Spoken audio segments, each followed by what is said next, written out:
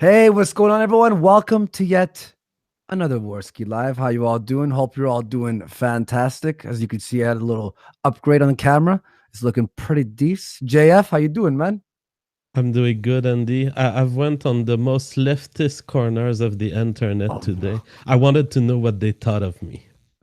Andy, they say that my hair is greasy, Oh shit, you but have it's greasy. written on my gel, greasy look. So they're wrong. That's the actual target. Here's That's the the trend that they he- missed. wait. Here's the important question. Did you block any of them? I blocked them all. My hairs are perfect, Andy. is is V still unblocked after the last show? Yeah, V is on block. I still haven't followed him. Maybe I'll get around that in a Oh, you're week. not even. Oh, you're not following him, but he's not Well, when you blocked. block someone, you have the privilege of not following them once you unblock them. I said, let's leave it a week. Okay, perfect. Now, we have a returning guest and then three new people who haven't been on the show. So first, as always, y'all hype. What's up, man? What's up? Great to be here. Used to be an anarcho-capitalist back in the day. I wrote like actually a little book about it and all this stuff. So it'll be really interesting to sort of be the foil here. Not really hostile to this stuff. I'm generally positive towards anarcho-capitalism, but I'll do whatever. All right, perfect. And on your side on this debate is Sean Last. What's up, Sean? You want to do yourself a little introduction for people who don't know who you are? Sure. So I've been doing the sort of race realist YouTube thing for a long time. Same sort of thing that Ryan does. I wrote a lot of the articles that are on the alternative hypothesis. And I also used to be an anarcho-capitalist, also around the same time Ryan was. So we are both ex-anarcho-capitalists who now are into more of the racial politics thing. There you go. All right, perfect. And that guy T, what's up, man? I haven't talked to you in a while. Yeah, it's been a minute. Yeah. I remember the last time we talked, you called me from what I was doing on YouTube before the jackass style of YouTube. Like the show Jackass? I'm pretty Oh sure. yeah. Yeah. When I was just doing that, but as you can see, format's changed. How you been, man? Pretty good, pretty good. I guess it's along the lines of everybody else. Doing some personal evolution myself. I guess I would say. For those of you who don't know, I run a YouTube channel called That Guy T, and I do identify as a narco-capitalist. Lately, I've been leaning more towards the far right reactionary lens or spectrum, I guess you could say. I made a video called "The Case for Libertarian Fascism," which started out as a meme, but then I kind of had a little appeal to it. So I went with it for a bit. Became real. Yeah, just a bit, just a little. The helicopter memes are too good to pass up. But, You know what's the motto of libertarian fascism, Andy? Live free or die. Well, you have to add an echo on the last line there. You have to add an echo. I said live free or die. No, an echo. You have to add the echo or. Oh, okay. Live free or die. Okay, there we go. That works perfect. And on that guy T's side of the ring is going to be Shane Killian. What's up, man? Hello, how you doing? Excellent. Want to give everyone a little introduction of who you are? Well, I guess I'm one of the old farts here on YouTube nowadays. I think it's like over 11 years now, I think. And I've been arguing for libertarianism, anarcho-capitalism, voluntarism, and also I consider myself to be part of the skeptical atheist movement, although there have been a lot of directions that's gone in lately that I don't really like. But I still agree with the basic stuff about it. And some of you might know me by my skeletal alter ego, Lord Killian. He's the one with an attitude. But I'm kind of the good cop to his bad cop, so I'll be the one debating today. Stop with the bullshit, sir. We see through your avatar that you are half robot, half human. Are you a full DNA-based human? Yes or no? I think you'll find I'm a skeleton, not a robot. You have to stay echo the entire stream. Am I echo right now? Yeah, yeah, you didn't even know. Yeah, it made that response totally epic. I thought it was on purpose. Oh, I No, should it not was have said not on anything. purpose. I forgot to click the button back. All right, so I think that everyone here has a kind of moderate position on libertarianism. However, it's interesting to hear each of you on that question, on the question of the size of the state and the invasion of liberties, and whether the society that you would wish would be a big state, a small state, or no state at all. So I'd like to hear everyone, and especially in a comparative manner, please offer your comparison of a state that would be an ethno-state with a state of the size that the US currently has, with the same amount of invasions of private rights that we have in the US, as opposed to a kind of anarcho-capitalist state, and what you think is favorable. Starting with the alt-type. Well, it sort of started with libertarianism and me looking at who exactly was a libertarian, and starting to see just as kind of a brute reality that libertarianism is like a white guy thing, and it's kind of a joke. People sort of meme about it, but it's real, and that's kind of where it started.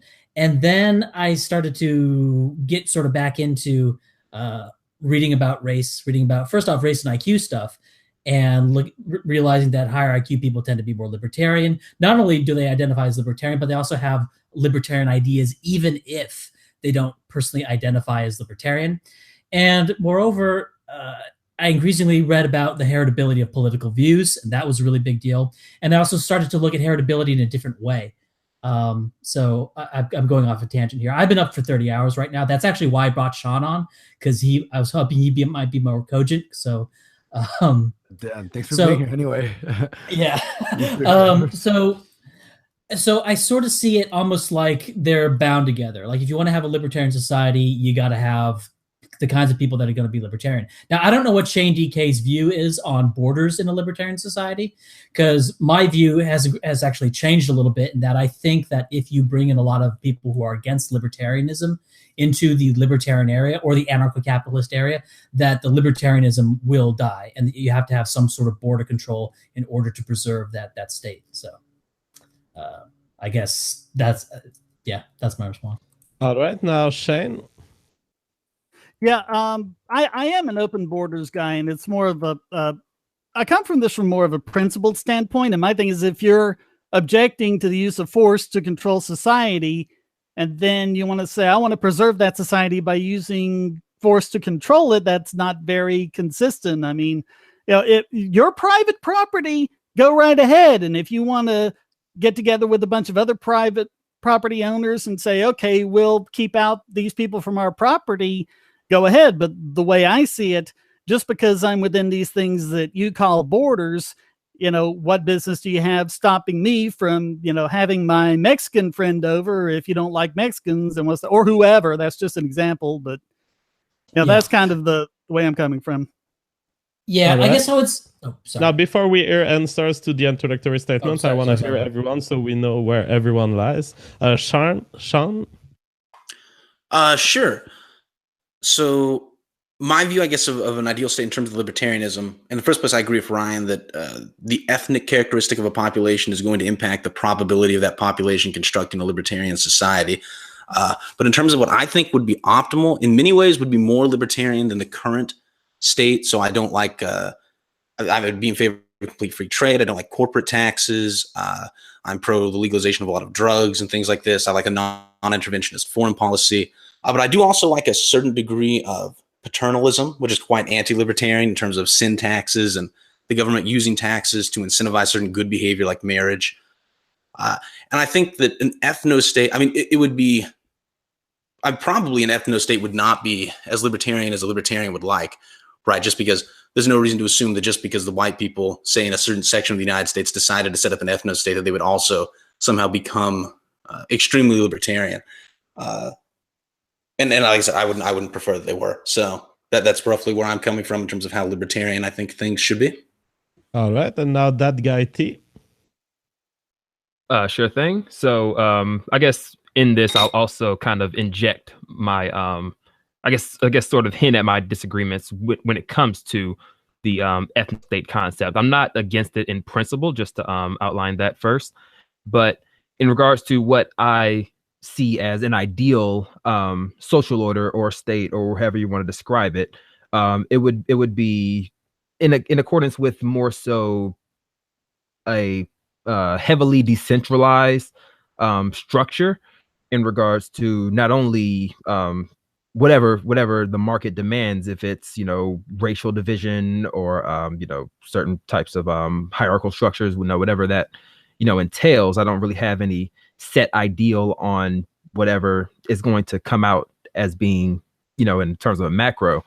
But I think that's where one of my main disagreements with most alt writers, I would say, is that I don't pursue any type of macro scale society. I don't believe in this concept of, you know, trying to retake continents or retake the nation or preserve you know, the type of huge, you know, America that we are accustomed to now, you know, in terms of like having 300 plus million people under a centralized you know, federal democracy or whatever. I'm more so in terms of allowing people to personally decentralize as they see fit, have more competition in terms of, I guess it sounds kind of Orwellian when I describe it, but you know, I would describe it as more so like sort of corporate sovereignty, sort of corporation states, and you know, smaller entities that are better fit to allocate proper resources to whatever market desires, and just have more competition in the already existing somewhat libertarian-ish structure that America was founded on. Yeah, one thing I will say to that guy T, when you say corporation, I think a lot of people, they seem to think about Walmart. They seem to think about like all these big companies that are not that don't really, that are very hierarchical, very structured. But a corporation is just a body of people forming an organization. So when you're talking about like a corporate or you know, the term I used back in the day, I called it a polycentric legal order, right? And it was just a decentralized legal order where it's kind of an emergent law or market law. And I would refer to, for example, the Brehon Law in medieval Ireland as an example. And it got really, really complicated and all that stuff. And sort of modern examples of private courts and how this would work, and sort of piece by piece sort of explain how a stateless society would come about. So, and I look at that, and the thing is, I don't necessarily like, it's not so much that I think that that's wrong or can't work. It's more that I've kind of abandoned it. And in addition, I would also say that I think that there is more opportunity for markets to be exploitative than I did in the past. For example, I've changed my views on a lot of economic things, just sort of descriptive things about the way, you know, economics works. For example, I've become an advocate, at least in theory. I don't trust. Now, regarding the United States federal government, I'll agree. This is where I agree with you. I'm like an anarcho-capitalist with regards to the current United States federal government. So, but for example, I've come to look at industrial policy as a good thing. I just sort of see like emergent authoritarianism, right? And for example, you know, video games like World of Tanks, for example, that still has artillery in the game, and like everyone hates it, but they can do it because they're the only game in town, right? Or these social network platforms that can do a bullshit that nobody likes, but they can get away with it because network effects and all that sort of stuff. And so we're experiencing a lot of what I call is kind of market authoritarianism. And so I see that the state is not necessarily the worst thing. Another sort of lived experience is actually American Renaissance. They have their conventions in government hotels because the government hotels are required. There's like a set law that if you make this registration, you get to have your event. The private hotels could all be pressured by Antifa and SPLC and all these organizations to shut down, but the government hotels, they were actually served as a bedrock. So, and so there's a lot of theory. I don't want to spend hours talking about, you know, trade and tariffs and industrial policy, but there's just sort of a change in my view of how the market kind of operates. That sort of changed my view away from polycentric legal orders.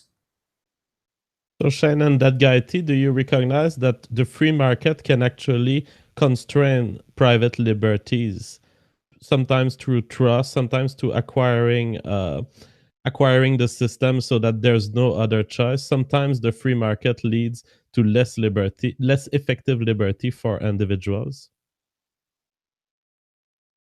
Yeah, I'm sure Shane will chime in on this too, but I'll just throw my 2 cents in there. Yeah, absolutely recognize that. In fact, recently I forgot which state it was. I think Rhode Island is trying to pass a law, in light of the repeal of the net neutrality, trying to charge. I don't know how legit it is. I just saw the link, but trying to charge a I guess 20% tax or fee for internet users to watch porn and other offensive content. And that's something to where, on face value, the average libertarian would say, no, that's strictly authoritarian. That's terrible. However, it is the result of a more decentralized system. When we remove net neutrality and remove the, sort of oligarchical laws or bills that provide, maybe a more libertarian framework, but also a more centralized federal framework. That is a consequence that you have of further decentralization, is that they're not, every decentralized society or structure is not necessarily going to favor liberty in the way that you would prefer. But T, I think the issue with that is that it is very centralized, because high-speed internet is very much monopolized by state and local governments. We don't have competition. We don't have a free choice. And that brings me, to what I was going to respond with, which is I haven't really seen, and I mean, I have asked people on my YouTube channel and on several other places for, the last 10 years, and even more on forums and everywhere else. They're like, oh, well, the free market would create all these monopolies. It's like, okay, name one. Because every time I look at, what someone says, oh, this is a monopoly, it either hasn't been a monopoly or it's been a monopoly that got that way because they got all these favors from the government. So, I mean, if you're the only maker of fidget spinners and you're enjoying your fidget spinner monopoly, and I say, hey, this is an opportunity, and I make my own little fidget spinner business, what are you going to do about it? Yeah. Well, I don't think. Sorry, go ahead. Go ahead. No, you go ahead. Oh, I don't think that a formal monopoly is necessary to create the problems that are being talked about, right? So it's true that surely Facebook and Twitter and organizations like this do not have a formal monopoly over something like social networks. Even if collectively they own a very large market share, it probably does not meet the threshold for market share that's normally used to define a monopoly. But that doesn't change the fact that due to their sort of brand recognition and the degree to which people just go to those sites, they have enough market power to do things that inhibit people's ability to express their opinions and such in the way that they would like. It's funny. I read an article several years ago on, the social media that was this natural monopoly that was just unstoppable, and it was MySpace, and other websites like Facebook have no chance of coming up and competing. And then look what happened. And 5-10 years from now, someone might be listening back at this and going, Facebook, oh yeah, I remember that. I mean, you just never know. I remember when IBM was absolutely unstoppable, and then they kind of fell out of it, and then Microsoft came up with something. I mean, these things kind of go in waves, but they don't seem to last. Yeah, that's a good point. But one thing I would say is that at every point you have some sort of monopoly. That sure, there's a brief transition period where Facebook is overtaking MySpace as sort of the true, classic social network model, and MySpace overtook Friendster before that.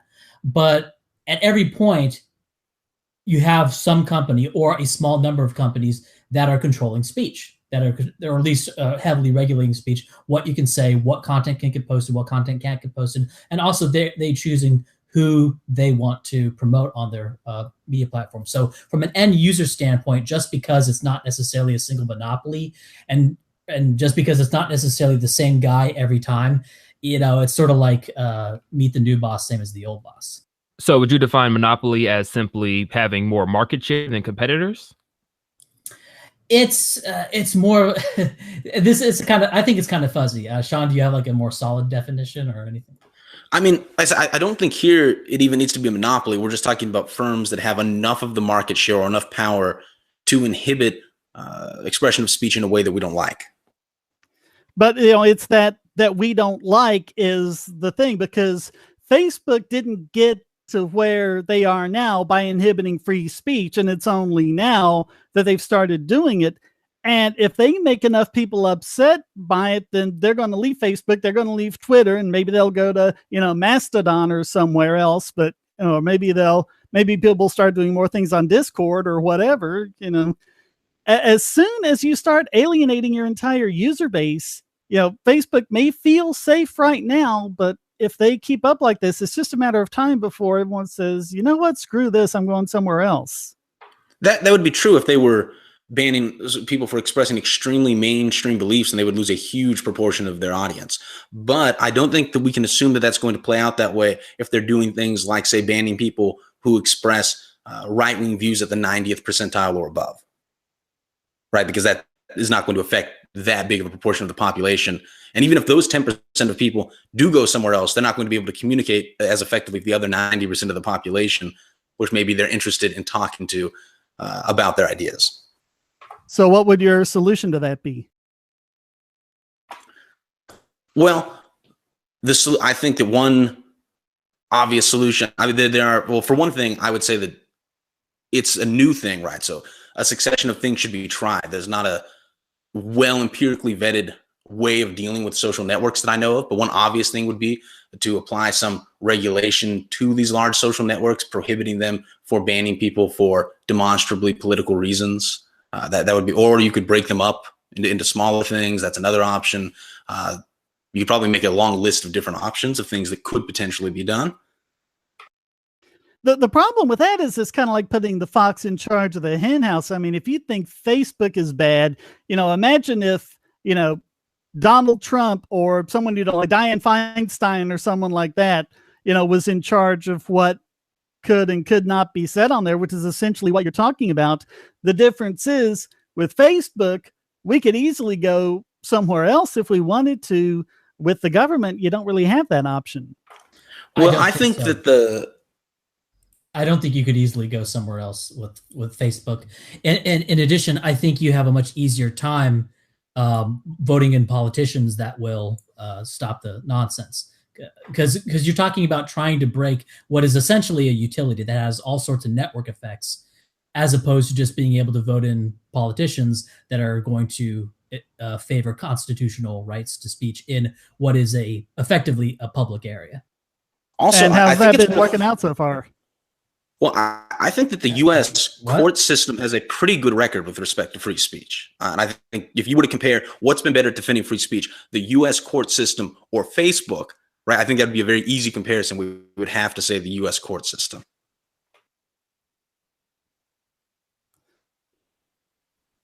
All right. Was there wait. Everyone keeps asking who will build the roads. This is a big question. This is a question that's all over. This is the classical anti-libertarianism comment. We will lose our roads. Who will build the roads? The Canadians. Once we annex them and enslave all inhabitants, they will build the roads. And we'll make Mexico pay for them. A lot of the people in the chat, from what I've gathered, say that the libertarians are being way too agreeable. Well, I could throw out a disagreement, because this is one point where I don't like the idea of, trying to use the government to, I guess, force inclusivity on Facebook, because if the goal is more decentralization, then wouldn't you want to have more competition in terms of, because this is just the cultural notion of getting more people to believe that they have a right to be included in a particular space. I think that goes contrary to the, end goal of an ethno-state, wouldn't you say? The end goal of the ethno-state is to get people on board with the ethno-state, and the way you get that is you convince people to support that, And the way you convince people to support that is you have access to what is, in my opinion, a natural monopoly that is social media, right? And but the end result is also exclusivity. Well, from a political system, yes. But we're not. But So we're remember, the goal with respect to me and Ryan is not a strong commitment to decentralization as a value in and of itself, right? The goal is a more ethnically homogeneous society. And so, in fact, doing this sort of regulation to a social network seemingly would be conducive towards that goal, even if it would not be perfectly consistent with principles that you think are more important than we do. Actually, I just come back to the question of who's going to be making the decisions, because, you know, as much as I might not trust Mark Zuckerberg, I don't trust the guys who be making the decisions either. And when they make those decisions, they're going to make them for all the social media sites, not just Facebook. The thing is, I think that what we're talking about here is an application of the First Amendment to social media. And so no one would be making the decision. Literally everything you can say that is not a crime would be accepted. Is that correct? Yeah, I think so. And sounds good. Yeah, and of course, you know, that's like you know, you could sort of make the, well, at least I have my Constitution argument. And like, if people don't want to support that, they just won't support that. And judges could just tear up the Constitution and not enforce it or whatever. But what I'll say is that there's a lot more political diversity, even among the court system, even among the judges. As bad as that is, there's more political diversity there than there is at Facebook. Moreover, we have a system where we can elect people who will appoint judges who at least are Republican, right? Even if they're not, you know, very good. We wouldn't consider them to be very good. They're at least Republican, as opposed to Google or Facebook. That's literally, you know, shit lib central. Also, I think it's worth mentioning that there's a distinction between what you might call public and private spaces on a social network, right? So that I'm pretty sure neither Ryan or I would favor a law that would stop people from, say, banning someone from their Facebook group for saying something that is inconsistent with what they think should be said in that group, right? So we're talking about the more public elements of these social networks.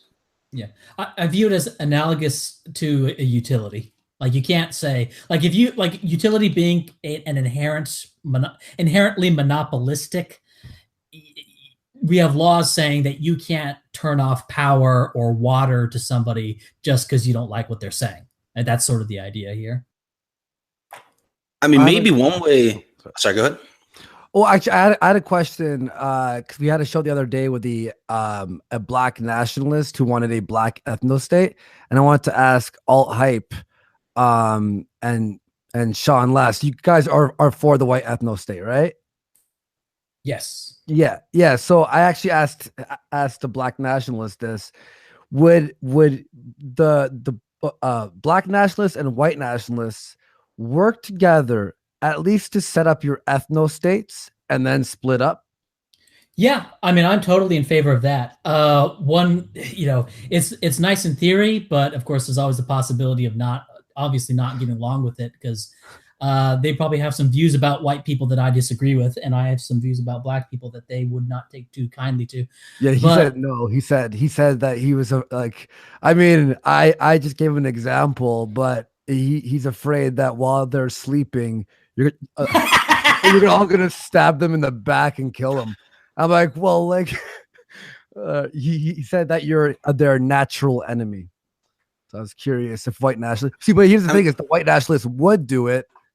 Well, I mean, Alt Hype at least, and black nationalists, that guy we had on radio wouldn't. Yeah, one thing I've sort of been thinking of, and maybe I'm being a little bit too coy or too cute here, or whatever, but I've been thinking of is like finding, you know, like a black nationalist who's willing to work with white nationalists, and like, I don't know, trying to, if there's any way to like promote him and raise his elevation or something. And historically in America, that wouldn't even be that weird, right? So that you had, like, in the 60s, there was a significant amount of agreement and alliance between the Nation of Islam and the American Nazi Party, right? So there's a historical precedent, I guess, in America for a kind of alliance between black nationalists and white nationalists. Although, yeah, that often goes bad because they often have anti-white views. But also, I think it's worth saying that I'm in favor, and I think Ryan is too, just generally of a high degree of group sovereignty, so that if a large group of people in a geographically centered area want to break off from a country and do something else, almost no matter what it is, like that's probably something that they should be able to do that. Now, Andy, I think that the white nationalists can still gain the confidence of the black nationalists we talk to. They just have to acknowledge that those who built the pyramids were black. Yeah. What if they started working together, right, for a few months, and then they're like, "Well, maybe this isn't so bad. Maybe it should should be the black nationalists." Maybe we need some team building exercises or something. Yeah. Actually, I have a question from the audience here, from Tyler Dwayne, $10. Why not ask these libertarians why they are opposed to breaking up social media companies when they receive government subsidies?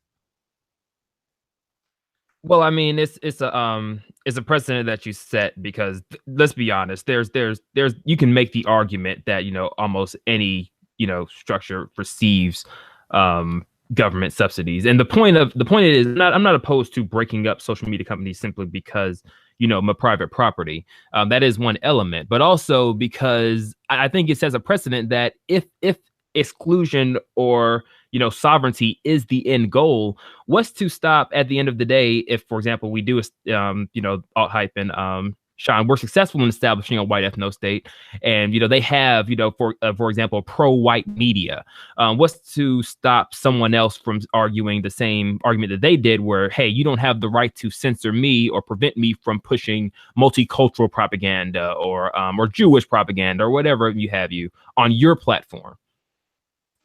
Yeah, and from my case, I mean, I'm against all government subsidies anyway, but if you're taking government subsidy, I mean, government, can put all of these strings on it. If you're going to accept subsidies from the government, then, you can't, just kick people off for having conservative viewpoints or whatever. Just like, they said, if you take, government funding, then you can't use it for, abortions or stem cell research or whatever. I might disagree with the rules here and there, but if they're holding the purse strings, then yeah, I mean, they can put whatever rules they want, but I mean, there would always be the case where it's like, okay, well, we're just not going to get the government subsidies and do things our own way. All right. Can I respond to that guy? Yeah, go ahead. Yeah. Yeah. First off, I think that hypothetical is a little bit not something that they think would realistically happen, given the immigration program to New Europe or whatever it's called. So the kind of people who would come there would be overwhelmingly sort of on board with the program. There would be a minority that would be against it, but I just don't see that as being a significant realistic problem. That said, theoretically, if it ever was a problem, yeah, I actually don't know. I actually haven't really thought about not that. Necessarily even in terms of the end goal of when the ethno state is established, but even building up to it. As far as now, if, for example, I don't know, like Red Ice TV decided to make their own social media platform, and all these I don't know, SJWs or multiculturalist civic nationalists flooded in and started flooding the network, and having it, I don't know what type of influence they would be able to have in order to censor pro-white speech. But how would you defend against that? Well, I think the issue there would be the size, right? Because I think the sort of thing would apply to a website of a certain size. Right. But if, for example, Red Eye started a social network and it successfully gained, and it like replaced Facebook, let's say, that would be amazing. Even if by replacing Facebook, of course, it's not going to replace it by just nothing but white nationalists. It's going to replace it with a whole bunch of shit libs and milquetoast conservatives and Glenn Beck conservatives and all that stuff. But the thing is, now we have, in that situation, you would have a social network run by our guys, and sure, I would support them being regulated by the government, having to allow that speech that's opposed to me. But that would be a massive improvement over the status quo, over Google and Zuck controlling this. So here, I have a question from the audience. Baya 000 $20. Thank you very much. Says, here's a question for these guys. Could Chile's free market miracle have happened if Pinochet hadn't driven out the communists first? Does This anyone is know one about that that? me and Shane may disagree with. I don't know. It's really hard to go back in history. It's not like a game where you go back to a save point and try something different. Actually, that was our Maybe last it would show. have happened anyway. But I mean, if it's a step forward, I mean, as bad as Pinochet was, I mean, you could argue that he was, a lot better than what had come before him, and then what we got since Pinochet is even better. So, I don't really know, but I think the bottom of that question, more generalized, is a point that Alltype has been doing, and I think that it may be the point of disagreement, the most interesting here to follow. Are there people who are just not ready for a libertarian state? And because you said, Shane, that you were an open border guy, do you recognize that your open border, just the fact of leaving the border open, may open your own society to being completely destroyed, and to the state of liberty that you've wished for it to be completely overridden by people who don't have interest in liberty? I was thinking that the whole time. yeah, I'm not sure I even agree with the premise for a bunch of reasons. First of all, it's not exactly as if the people here in America are all that gung-ho about libertarians. I mean, there's this new wave of socialism. But also when I look at things like all the Venezuelan immigrants that we're getting right now, we get a lot more immigrants from Venezuela than we do from Mexico. And they will tell you about how bad socialism is. I mean, these little, rich millennial kids who were born with a silver spoon in their mouth can bleed all about socialism because they've never lived under it. When you have people coming here from actual socialist countries and telling you how terrible it is, I think that's pretty powerful. And it's really the case where you're not going to do all that, pack up, leave everything behind and move somewhere else because you like the way things were where you came from. If you're coming to America to do something, it must be because you kind of like the way America's doing things. But that, yeah, you would think that. Ryan. Well, That's. I want to ask one question. When you say open borders, like, are you saying like vetting as well, right? Like vetting the people before they come in? No, open borders is like you can come on a raft and just drop. Yeah. It's pretty much. Wait. Like, you do know the shittiest people will come to America and Canada and ruin everything. I don't want to live in a place where any fucking person can bring their shit culture, or just like the whole point of immigration is bringing the best into your nation. You don't just go, all right, everyone come here. Like would you be fine if America turned, let's say, 60% Muslim? I'm sorry. I think you're just wrong on that. Just read the words on the Statue of Liberty. It doesn't say, give me your good, your great, your elite. It says, give me your tired, your poor, your huddled masses yearning to breathe There free, are American homeless, vets out there who are fucking on the streets right now. There are people who are jobless, who were born in America.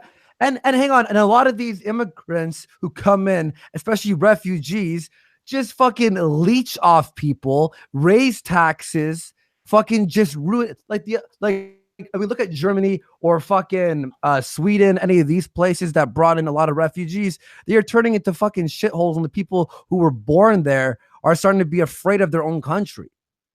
I have a video called How to Argue for Immigration Restrictions where I just post a ton of economic data on this. And it's really just the exact opposite of everything you say. The people who come in, even the unskilled migrant workers, every one of them, every foreign worker coming in creates 1.2 jobs for natives. And they're also less likely to go on welfare than natives. And also, there is a positive contribution with immigrants. They pay more in taxes than they take in services, and that's not the case with natives. So go check that video. Check out the links. I've got all the stats. All the stats are against what you just said. America. Check out the sources. I've got several. Hang on. All these places, like America, for example, need to focus on the people who live there, the people who were born there. We can't just bring in more people. The population is already growing as it is, and we're gonna bring in what? Just everyone? You just show your passport and you're here? No, what if you're like, how about criminals? Yeah, that's pretty much the policy as it was through the 19th century, and we didn't have these kinds of problems. And they said the exact same thing. They said the exact same thing about German immigrants, about Irish immigrants, about Chinese immigrants. It was the exact same rhetoric. So you're fine. You're fine. Okay, the context is different now. First of all, we need to divide this by race because not all immigrant groups are the same. If you look at Hispanic immigrants and Hispanic second generation, the Hispanic Americans as a whole, right? For one thing, their socioeconomic status is lower than average. They use welfare at a higher rate than any other ethnic group. They vote for Democrats that expand the welfare state. They take in more in terms of taxes than they contribute. And the same thing, if you talk about the 19th century immigration, for one thing, those are Europeans. For another thing, there's just not an analogous situation. Because, for instance, you look at the economic stats on Irish immigrants in the early 20th century, for instance. And yes, they had a reputation as being poor, but that reputation is not actually well substantiated by the evidence of the socioeconomic status of those Irish immigrants. Whereas the data today does suggest, in fact, that the Hispanic immigrants coming over here are overwhelmingly poor. You look at data from the Center for Immigration Studies, even by the third generation, Hispanics have not assimilated economically. They're still using welfare at higher rates than average. We talk about the African population in the United States as well. Talking about immigrants as an entire group, I think, is always a somewhat silly thing to do. It's like talking about, say you were thinking about inviting people into your home, right? It's like talking about the average impact of people who you're inviting into your home, and from that inferring whether or not you should invite a particular individual into your home. Similarly, talking about the effect of all immigrants in the United States is not a good thing to do if we're trying to figure out whether to let, say, a large number of Hispanic immigrants into the United States. And we can even break it down more finely than that, right? Because you talked about Venezuelans, Cubans are another group that vote significantly Republican and have a higher than average level of socioeconomic status, but there are also many Hispanic nations, the immigrants from which are, as I say, quite poor, welfare abusing, Democrat voting, etc.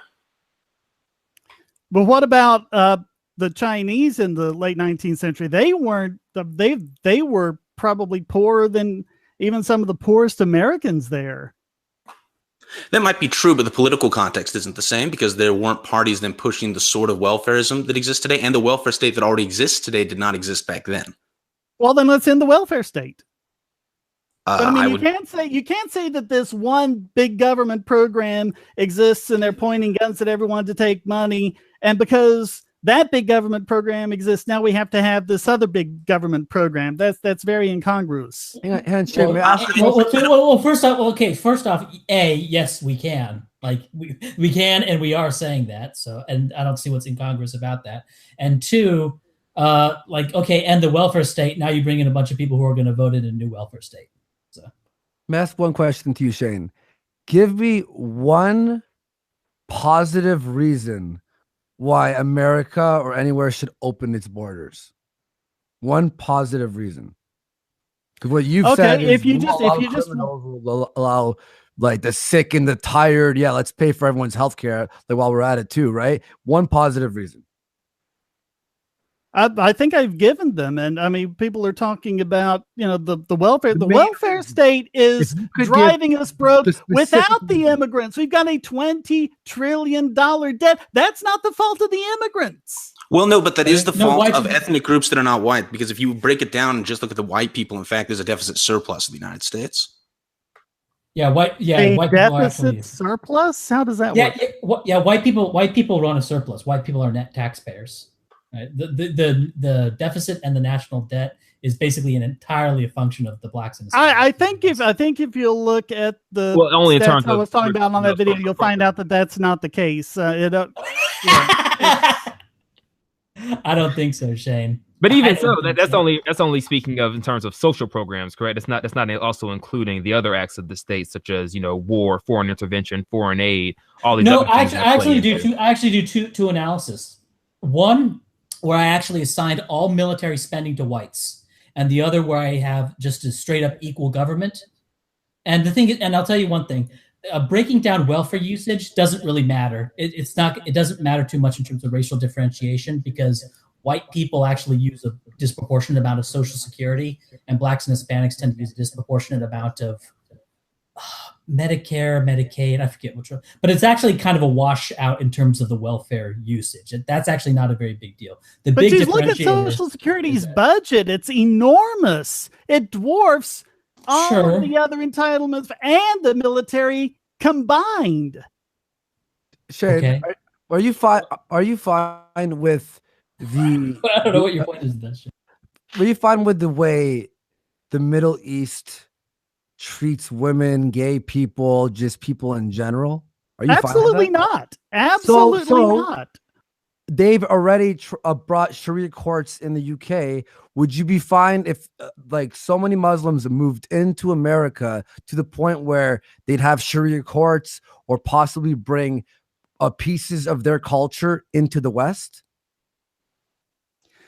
Well, you're talking about a couple of different things. Culture is a voluntary thing. It's about, how people are going to voluntarily arrange their lives. When you start talking about, courts, about someone, committed adultery, so we're going to take her out into the middle of the streets and stone her to death, that's an entirely different thing. My point is, though, hang on, I think you're avoiding my point. If everyone in the Middle East knew they could fly to America tomorrow, and they all did, do you think they'd all land in America and be like, we are American now? No, they're going to keep the mindset they have now. When you bring in a giant group of immigrants who have a certain mindset into a certain area, they're going to bring their culture with them. And now the people who live in that nation are affected by the way these immigrants act or whatever, right? And the point of immigration is limiting that. So you could slowly have people, join the melting pot. Well, I mean, I'm not saying it's going to happen, in 5 minutes, but I mean, I can point you to Muslims who were kind of big gung-ho radicals when they came here. And then after living here 3, 4, or 5 years, they actually became libertarians when that never would have happened if they'd stayed home. I don't know if you're familiar with the story about communists becoming plumbers. When the communists, I think this was like in the 1920s, they decided they wanted to try to take control of some of the unions. And so they sent some of their agents in to get jobs as plumbers so they could join the plumbers unions and infiltrate them and convert them all into communists. What actually happened was that they kind of lost a lot of their communist ideals and started taking on the interests of a lot of the plumbers they were around and what they were. That's kind of how people are. I don't think economic shifts can be compared. Yeah, his idea makes no sense. What he just said, sorry for interrupting, but you're giving an example of a Muslim or a few Muslims who came to America and then eventually within 5 years started joining the American culture. But that's because it was a small amount of Muslims joining America. If you bring in a ton of Muslims over to America, they will usually move into the same neighborhoods, therefore not joining the melting pot, the cultural assimilation or whatever it's called. They would continue to drag on their culture in the West. And this is something I don't think anyone wants. I think what we want, if you want immigrants, which I know a lot of you don't, but if we do, it's a very limited amount. So they come here and blend in with our people, not bring in fucking 10,000 into one area. And they're going to keep their fucking stoning women like in the fucking street laws or whatever the fuck they do. So then you don't like Chinatown or Little Italy or some of these Hasidic places. But these places, again, had immigrants come in throughout the years and assimilate throughout time. It wasn't just open borders. Plus, there is vetting still. There aren't. I don't know if you know a whole lot about those Hasidic communities, but in a lot of those Hasidic communities, they don't even teach their children English. They're brought up on Hebrew. Jews right now. I'm talking about fucking Muslims right now in particular, because look at places in Europe and what fucking shitholes they become. There are fucking rape gangs that rape people. I had 3 Swedish chicks on my show last year in a row talking about how they can't go out at night because they'll be raped. And there are no white zones where one girl was talking about how her ex-boyfriend was sliced up by a knife just for being white. Yeah, I think Yeah, that and the this talk problem about there- Little Italy, Little Italy is kind of silly because cultures are not equal. Italy's culture setting up here is not nearly as problematic as Saudi Arabia's culture setting up somewhere because one culture is a lot shittier than the other. Also, we don't have to just armchair speculate about assimilation because in Europe, there's data showing that second generation Muslims, not first generation, are more likely to become part of this radicalized form of Islam that's creating so many problems. And in America, similarly, we have data on third generation Hispanics. We have data on blacks that have been here for 200 years. And their political views and their economic position does not assimilate to the average of the United States. Did you bring up Muslims in the UK? They're getting more radical over time.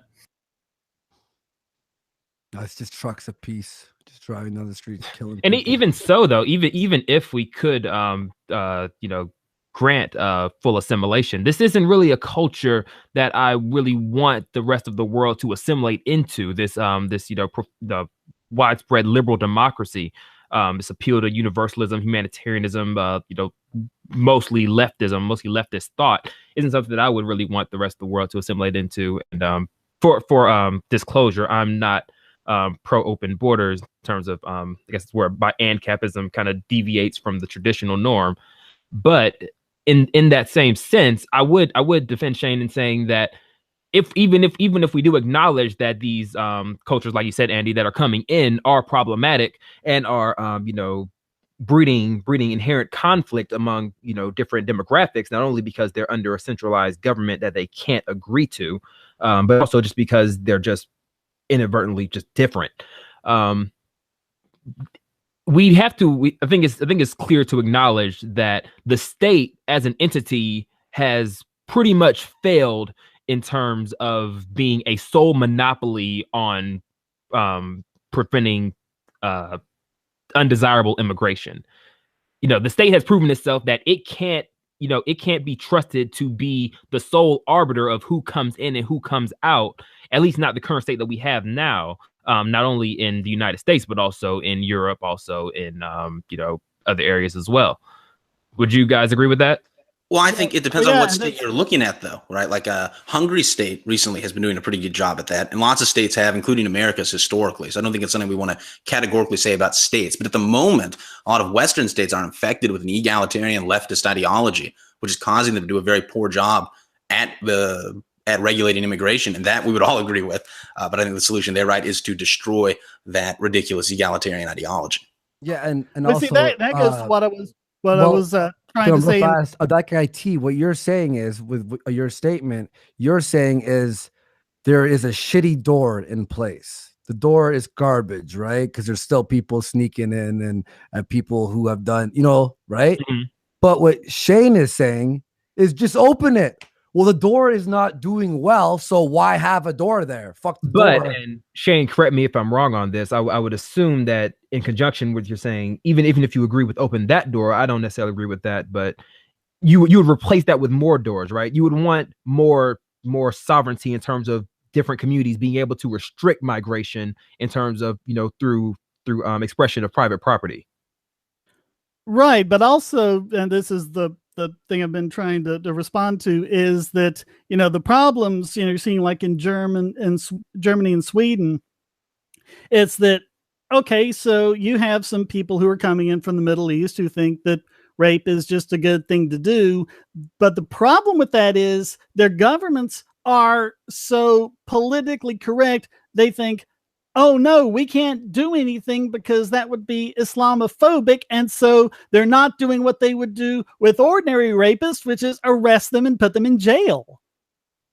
And something else I can't help but thinking of is those 3 women you were mentioning. How much of a difference would it be if they had the right to keep and bear arms? But Shane, even putting people in jail involves some cost.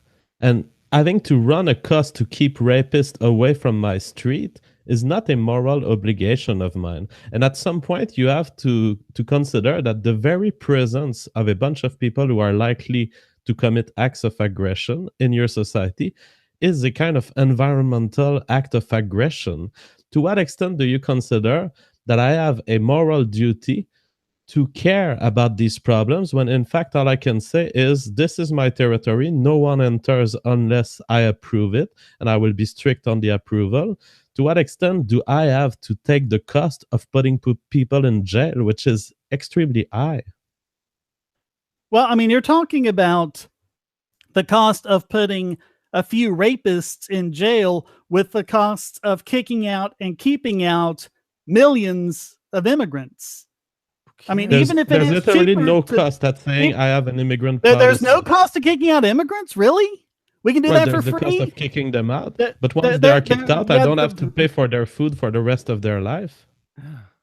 But you don't have to pay for the Customs and Border Patrol people to do their jobs. You don't have to pay for the courts to do it all. You don't have to pay for all of that. Again, for millions of immigrants as opposed to a handful of rapists. A handful. Go ahead, Sean. A handful of rapists? Oh. It's the statistics are still per 100,000. Most people from any culture are not rapists. If the police in Sweden or whatever aren't arresting, Muslim people because they're afraid of being a racist or whatever, that's what you're saying, right? Well, how do you think it is going to be when you open borders and then it's going to get worse? It's going to get way worse. They're going to be more, don't offend everyone because it's open borders. Well, but because you're attacking the wrong problem that way. The problem is the mindset of we can't act this way because we have to be politically correct. Because, I mean, there are natives who are Muslims and there are natives who are other races. And, once you start going down that way, you have to apply the law impartially. And if you're not doing that, I don't think anything else you do is going to make a damn bit of difference. Okay, well, so for one thing, yeah, rape is something that always is going to be calculated at level 1 per 100,000, but welfare use isn't. And for that matter, crime in general isn't. And then in the second place, yeah, there's a cost to kicking people out, but that is much smaller than the cost of keeping certain people in, right? And also, I don't think we want to make it sound like, maybe you're not intentionally doing this, but it's sounding like this politically correct ideology has only infected the state or something like that. And I think we should be clear that it's much sadder and much more insane than that. That in fact, there are private citizens in these, especially Scandinavian countries. There are women who have gotten raped by these Muslims and then feel bad about the fact that they got raped. Rather than angry about it. This ideology has poisoned the minds of private citizens and the state alike. Yeah, I'm not denying that. I mean, this doesn't happen in a vacuum, but I mean, I just don't see, deport the rapists versus deport all of them. And you're telling me that just acting against the rapists is going to be more expensive? Don't let everyone in. No, you deport all of them, or at least the vast majority of them, because of the rape rates, because of the crime rates, because of the use of the welfarism, because of the ethnic conflict that is very problematic in a democratic context. There are a large number of reasons for which you want to keep your society ethnically homogeneous, even when the culture isn't full of rapists. But I'm just saying, it's just saying to me that if you're talking about making all these laws, wouldn't it be just a lot easier to say, okay, deport the rapists and no welfare for immigrants, as opposed to adding on this whole structure of border patrols and everything else? No, not when the immigrants and their children especially can vote. Yeah, I think it would be a lot easier to deport them all than to end the welfare state. Well, last I checked, you have to be a citizen to vote. Clear about this notion of deporting them all, because this does not actually mean having to round up every single one, because people respond to realities that they see. And if they see that they're about to get arrested for being in a country, not all of them, but a large number of them will leave. We've done this in the United States, before. President Eisenhower in the 1950s of Operation Wetback deported several million Hispanics. He didn't actually have to go around and round up every Hispanic. That is not how mass deportation ever works. But I mean, it's still got to be a greater number than just dealing with the ones that are causing issues. And as far as the voting things, last I checked, you have to be a citizen to vote. Immigrants. No, you don't have to be a citizen to vote. Not in the US. Not only that, but also their children. But with these problems that come from what we perceive as, I guess you call them invasive demographics or something like that, all these problems that come from them, which is rape, crime, assault, welfare use, all these things. I would argue that the state is overall, in terms of combating these things, a net negative. Versus, if I'm not pro open borders. However, I do believe that the state is preventing a lot of reasonable measures that could be taken against these problems that people, particularly in the alt-right, generally don't acknowledge. They acknowledge that, we have to, build the wall and, deportation, things like that. But in conjunction with that, once illegal immigrants come in, we're also sanctioned by, egalitarian regulations, egalitarian rules, to where private citizens, private communities aren't allowed to discriminate against certain individuals, against certain people that transgress against them.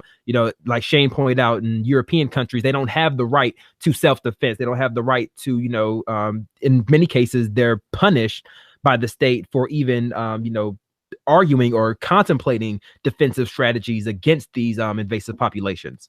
So I would say the state, while we may agree in some contexts that having border restrictions may be somewhat beneficial, there are also a plethora of other reasons that the state is, harmful in terms of protecting whatever your host demographic. Well, I think that we need to be careful about talking about the state as a category, right? So if you're talking about currently, the United States government is doing a lot of things which in fact inhibit the ability of people in the United States to set up ethnically homogeneous communities. I totally agree with you. But, Hungary's government currently is doing a good deal to support that sort of thing. The United States did, right? The United States government that passed the 1924 Immigration Act, right, obviously was doing quite a bit to support the sustainability of the host population. So I think that we have to be. But does it make sense to limit the potential way to combat that? Is it okay to limit ourselves to say that we're only going to have the state be a solution to this? Because I get what you're saying. It's not the state as a concept, which is pro-egalitarian, pro-leftism. However, the state that we have now is. And I get that once we get somebody in power who's on the right, you want to use that and exploit that to the best of your ability. However, we've seen that, we can have 4 or 8 years of Trump. However, that can all be, usurped and done away with. And we could have no potential gains if we get a far leftist in office in 2020 or something like that. Well, and I think the thing you can say about more realistic than. Well, okay. What is the pathway to a polycentric legal order? I'm not sure what you're asking. You're talking about, for example, that the current state is not doing very well, and Trump doesn't seem to be fixing things properly or whatever. So how do we get to that IT solution? Because to me, I see a lot of pathways involving traditional, inside the box thinking with the government. Like, for example, getting a whole bunch of states to sign on to, like, I don't know, a state supremacy amendment, right? And that would totally change the game of politics in the United States, for example. So I can see, I can see a lot of, realistic or pseudo-realistic or plausible pathways using normal government mechanisms. But I don't really see how. I don't see any kind of like decentralized legal order emerging and taking over or anything like that. Well, I'm just looking. We were talking about states as a category. The thing I keep thinking of, and this is something I think you can say categorically about every state that's ever existed, and I don't see any reason why future states would be any different. If you give them the power to do one thing, for one purpose, they'll use that power for other purposes as well. And really what you're talking about is allowing the state to engage in, in thought crimes and guilt by association. And, you might have some good arguments for doing that against immigrants, but the state is not going to limit itself to that. It's going to go against, and like that guy T said, sooner or later, someone who's against you is going to get into power. And then what groups do you like are they going to use that against? I don't see that that's true. Like, could you explain how the passage of the 1924 Immigration Act in the United States enabled the government to do things we really don't like? Now, there's other legislation that's passed, right, that does enable the government to do things we don't like with respect to immigration. But as long as the legislation is sufficiently specific, I don't see that there's that big of a window through which it can be abused. Well, this is just how it always is. I mean, income tax is a perfect thing. Income tax was passed in 1913. It was only supposed to be immigration. No. That doesn't matter. It's the same concept, and we see no, it over it's and over not. again in No, that's a different different places. law. No. Don't Stop gish galloping on this here. No. I'm not gish galloping. You want examples? I'm giving examples. He's talking about. Calm down.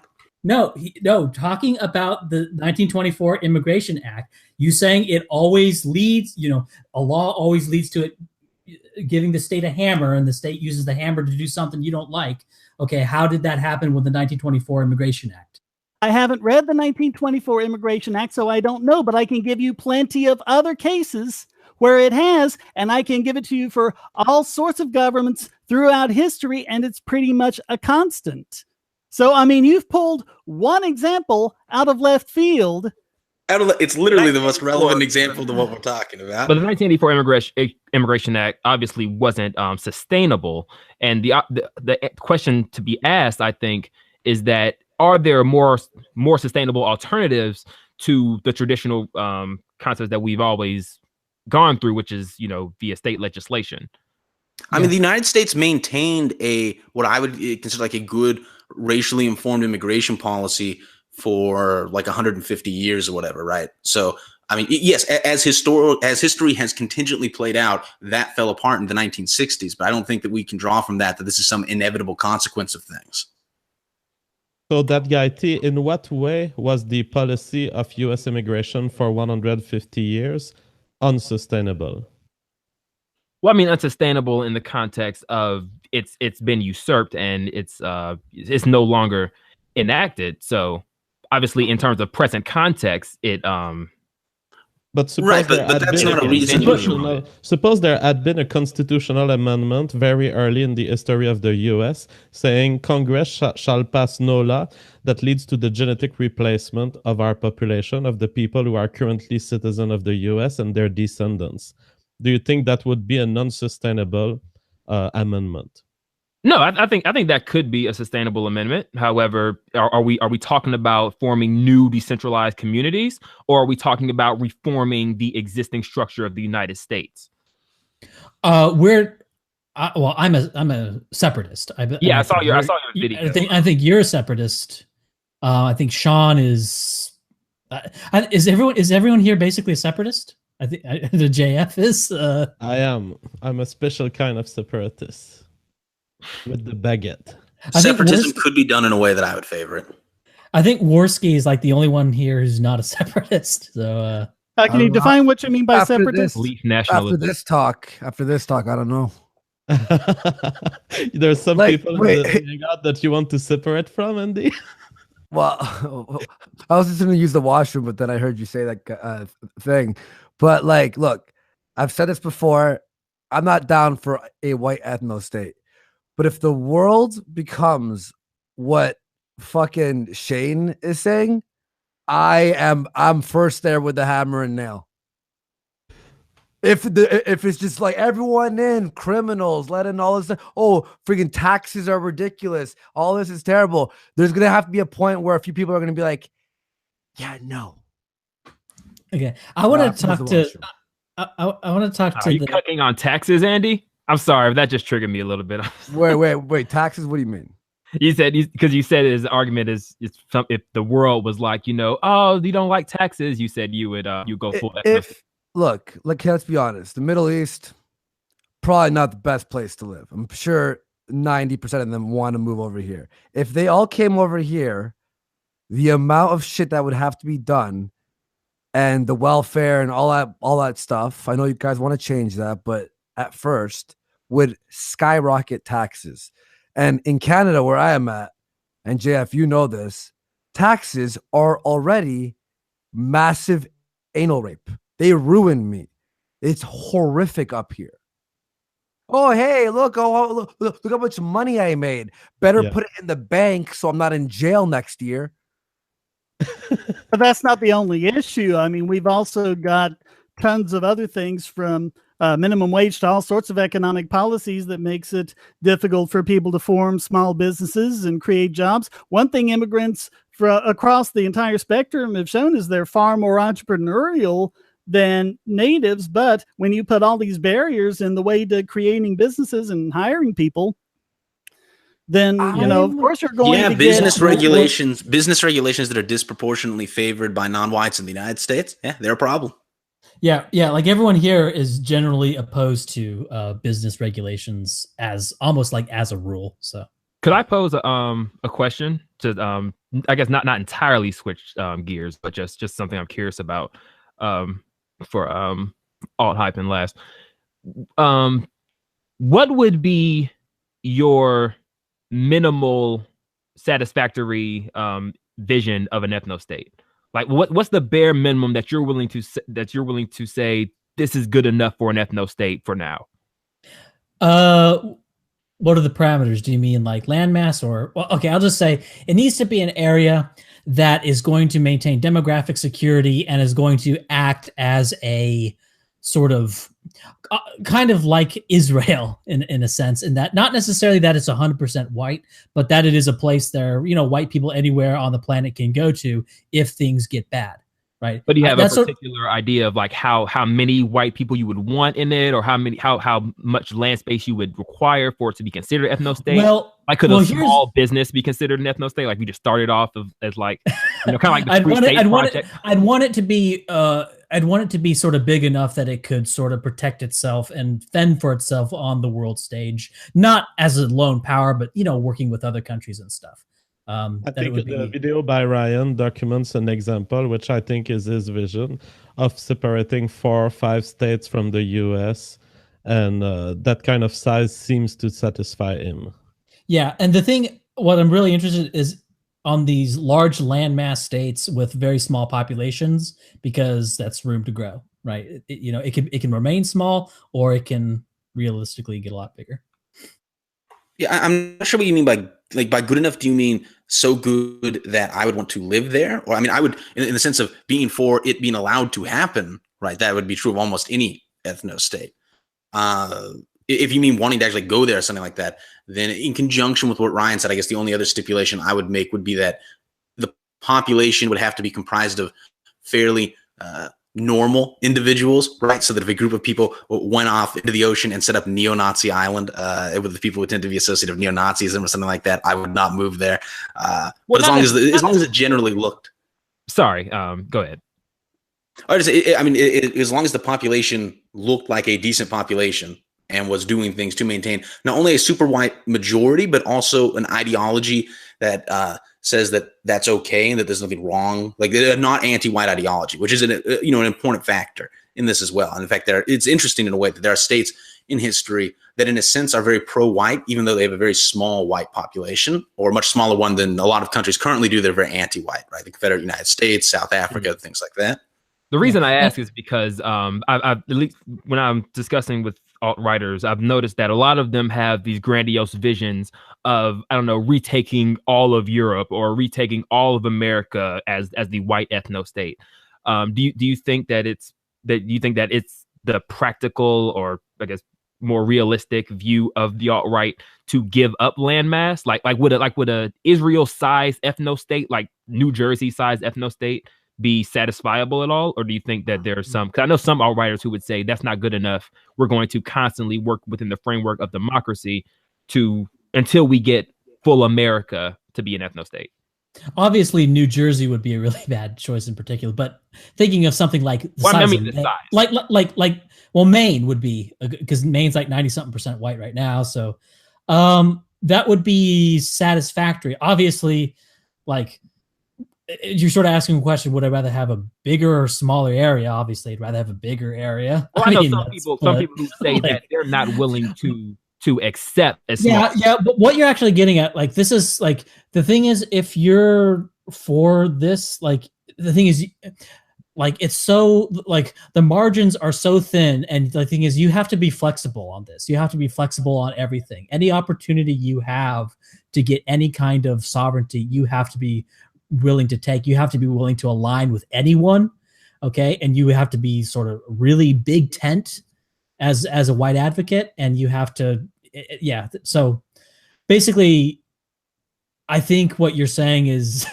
I think what you're trying to steer me is that you have to be flexible. and you have to be willing to take a small area if it's offered to you, a big area if it's offered to you. So yeah, and taking back the United States, like the Americultists would be the death of us if people keep trying to take back the whole United States. That is long gone. Taking over Europe, I mean, I think that's impossible to do, but I don't know as much about that. So let me ask you guys this: how many of your objections are specific to the United States of America in 2018, and how many would apply to Ancapistan? They would all apply to Ancapistan, because Ancapistan would stop existing as soon as you brought in a bunch of brown people. See, that's what I don't get. What do you think they're going to do in Ancapistan? What do you think they're going to do in a place where there's no power structure to take over? They'll create a power structure. There's no people to vote in. How? Everyone has the right and keep and bear arms. How are you know? I mean, what do you think happened back when there were no states, and then everywhere in the world after some time there were? Brown people know how to create states. Brown people know how to do ethnic. Yeah, their IQ is not that low. Yeah, I don't think they were a narco-capitalist 8,000 years ago. Sure, but the point is that there's a clear set of historical mechanisms by which a state can arise from a non-state context. So it's kind of weird to say, how could this possibly happen? Because there's like countless examples of that happening. Yeah, are there countless examples of that happening?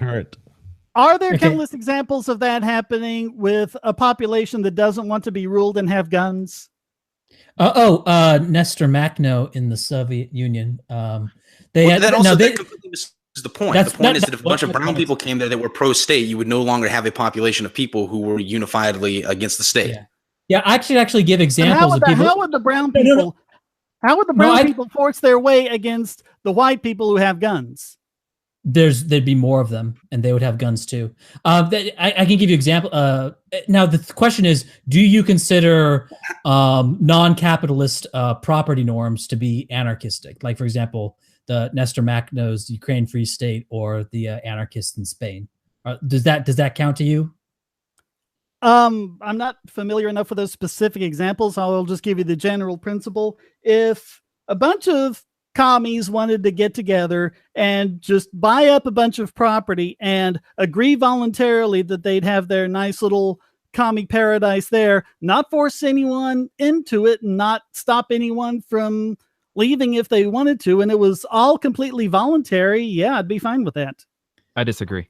Well, here's how consider what happened. Like one way they could do it is how they did it in South Africa, right? Because when apartheid ended, a large number of the Boers wanted to set up their own state, and they had guns, and they didn't want to be ruled over by the ANC. So what the ANC did was they grabbed a bunch of these people, they put them in front of a TV camera, and they executed them on live television, and made it very clear that they would do the same to any number of white people that resisted them, and thereby they enforced a state onto a population that did not want to be subject to that state. It's just funny how the British weren't able to do that with Gandhi. The British were able to do that with a lot of places, though. That's like a really weird example because the British were really good at what are you talking about? The British were able to do that with Gandhi. They just didn't. They just chose not to.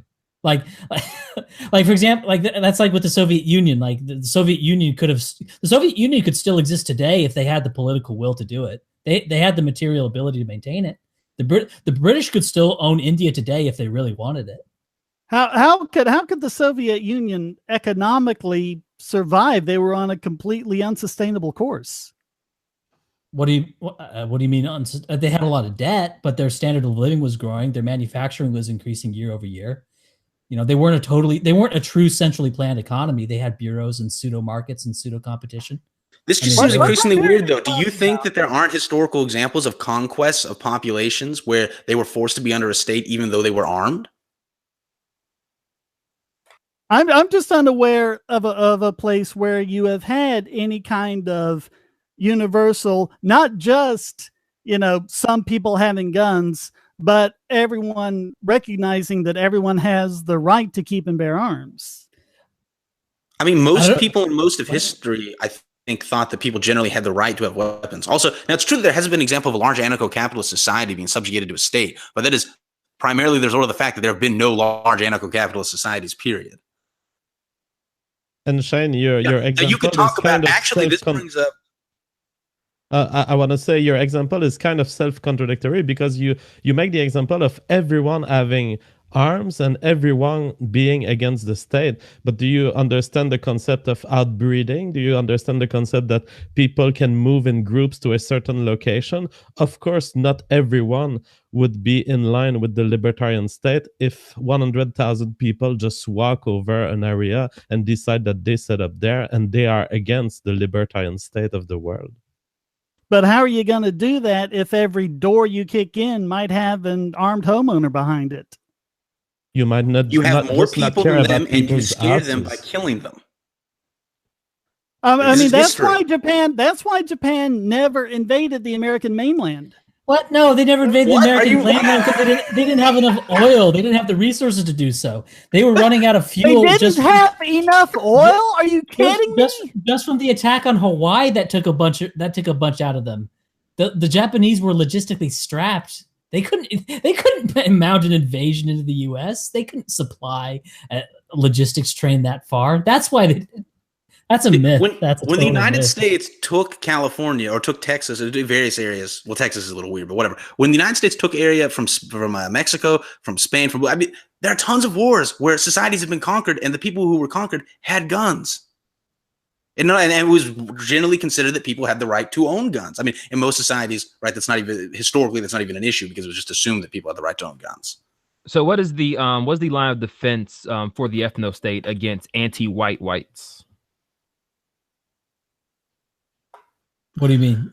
Against what is the prevention mechanism against white people who are anti-white or anti-white? Well, the same thing for any regime that has a public school system. You basically, like, every regime indoctrinates people into a certain way of thinking. And you might say that, well, we can just indoctrinate the non-whites into a libertarian way of thinking, but A, libertarian society probably wouldn't have as good of an indoctrination apparatus, and B, there's different degrees to which people are likely to become libertarian based on ethnicity. But I think T's point was that, you know, the hypothetical that you're having going against Ancapistan would also apply against your ethno-state. In theory, it would also apply to literally any state. You could say, Exactly, what about the anti-Japanese? But the thing is, that's not really happening in Japan yet. Now, you could say it's, multiculturalism is trending in Japan a little bit, but Japan has been remarkably stable in not becoming, massively ethnomasochistic in doing that. Moreover, so yeah, you're right. One day, the next generation of white people in New Europe could wake up and all be, anti-white and turn on the idea and all that stuff. Yeah, that is a possibility.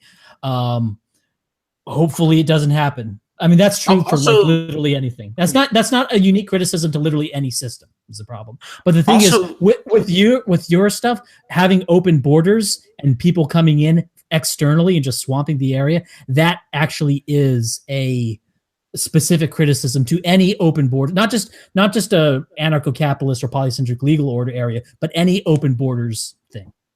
But what's the difference? Are you saying the invading force is going to say, "Oh well, I guess we can't come and invade because they don't have open borders," and they'll just politely respect that? No, we're talking about the differences are the indoctrination apparatus, the inherent the probability that people of different ethnic groups will take on different political ideologies, and I think it's also worth mentioning that if I was like chancellor of the ethno state and there was a group of white people coming in, and it was known that they on average were trying to force anti-white norms onto the society, I would be in favor of stopping them from coming in.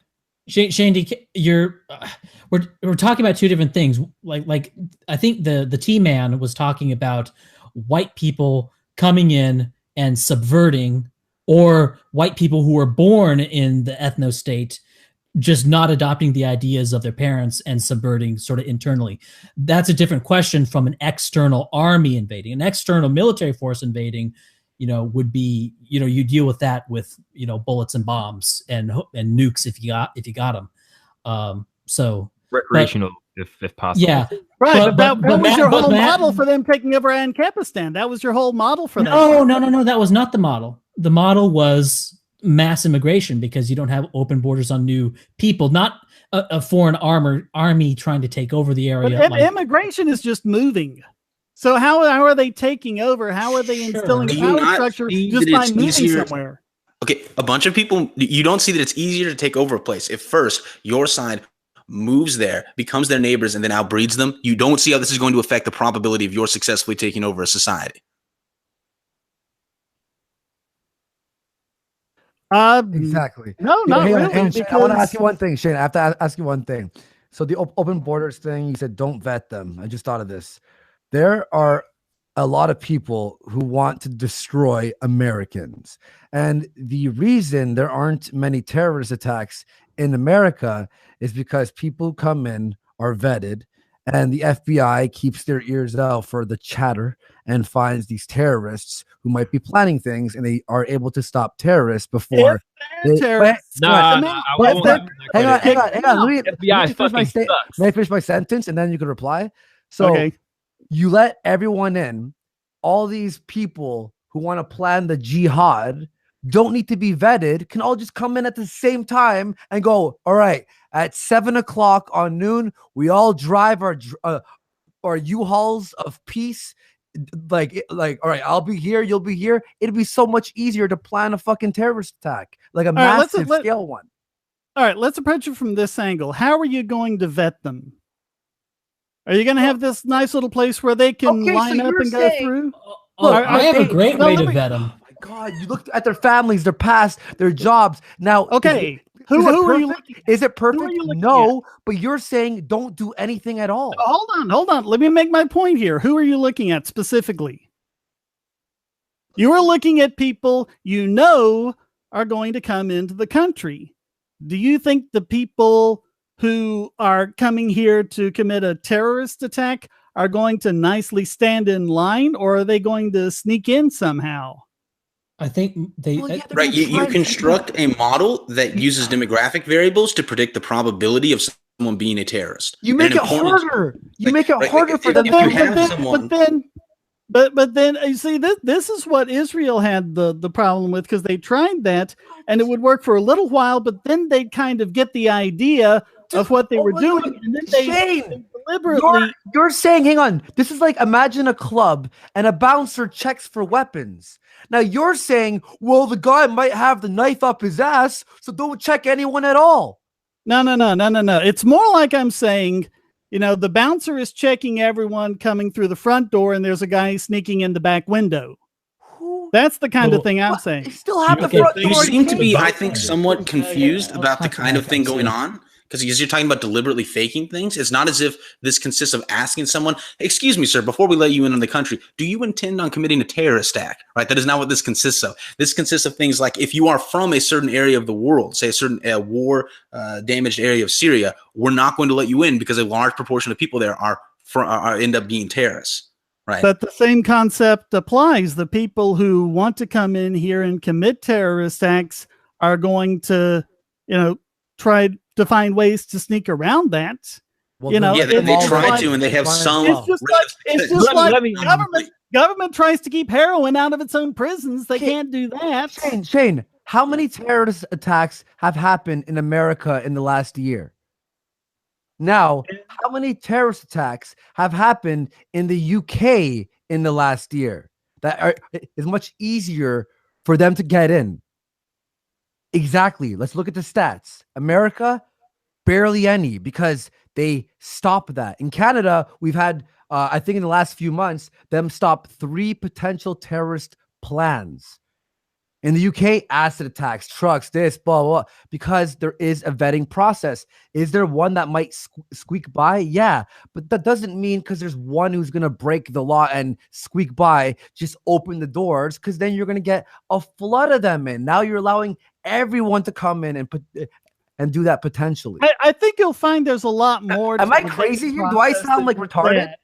I think you'll find there's a lot more to that vetting process than that. They're being more proactive about finding out what's going on inside these terror groups and finding the ways that they might get in and So let do them all something in? in there. Is that your plan? No, I didn't say let them all in. Well, Yeah, no, I never that's- said let that's- terrorists okay. in. If All you right, get that's- if you I get think wind that these enough. terrorists This is are dumb. coming over here to do something, no, don't let them in. I have said that repeatedly. But you said open borders. Yeah. So Well, okay. that's the same thing. No, it's not. Yeah, you're letting You in can let- some nice you can people, let- fair enough, you- but you're you also can letting in let- pieces of shit.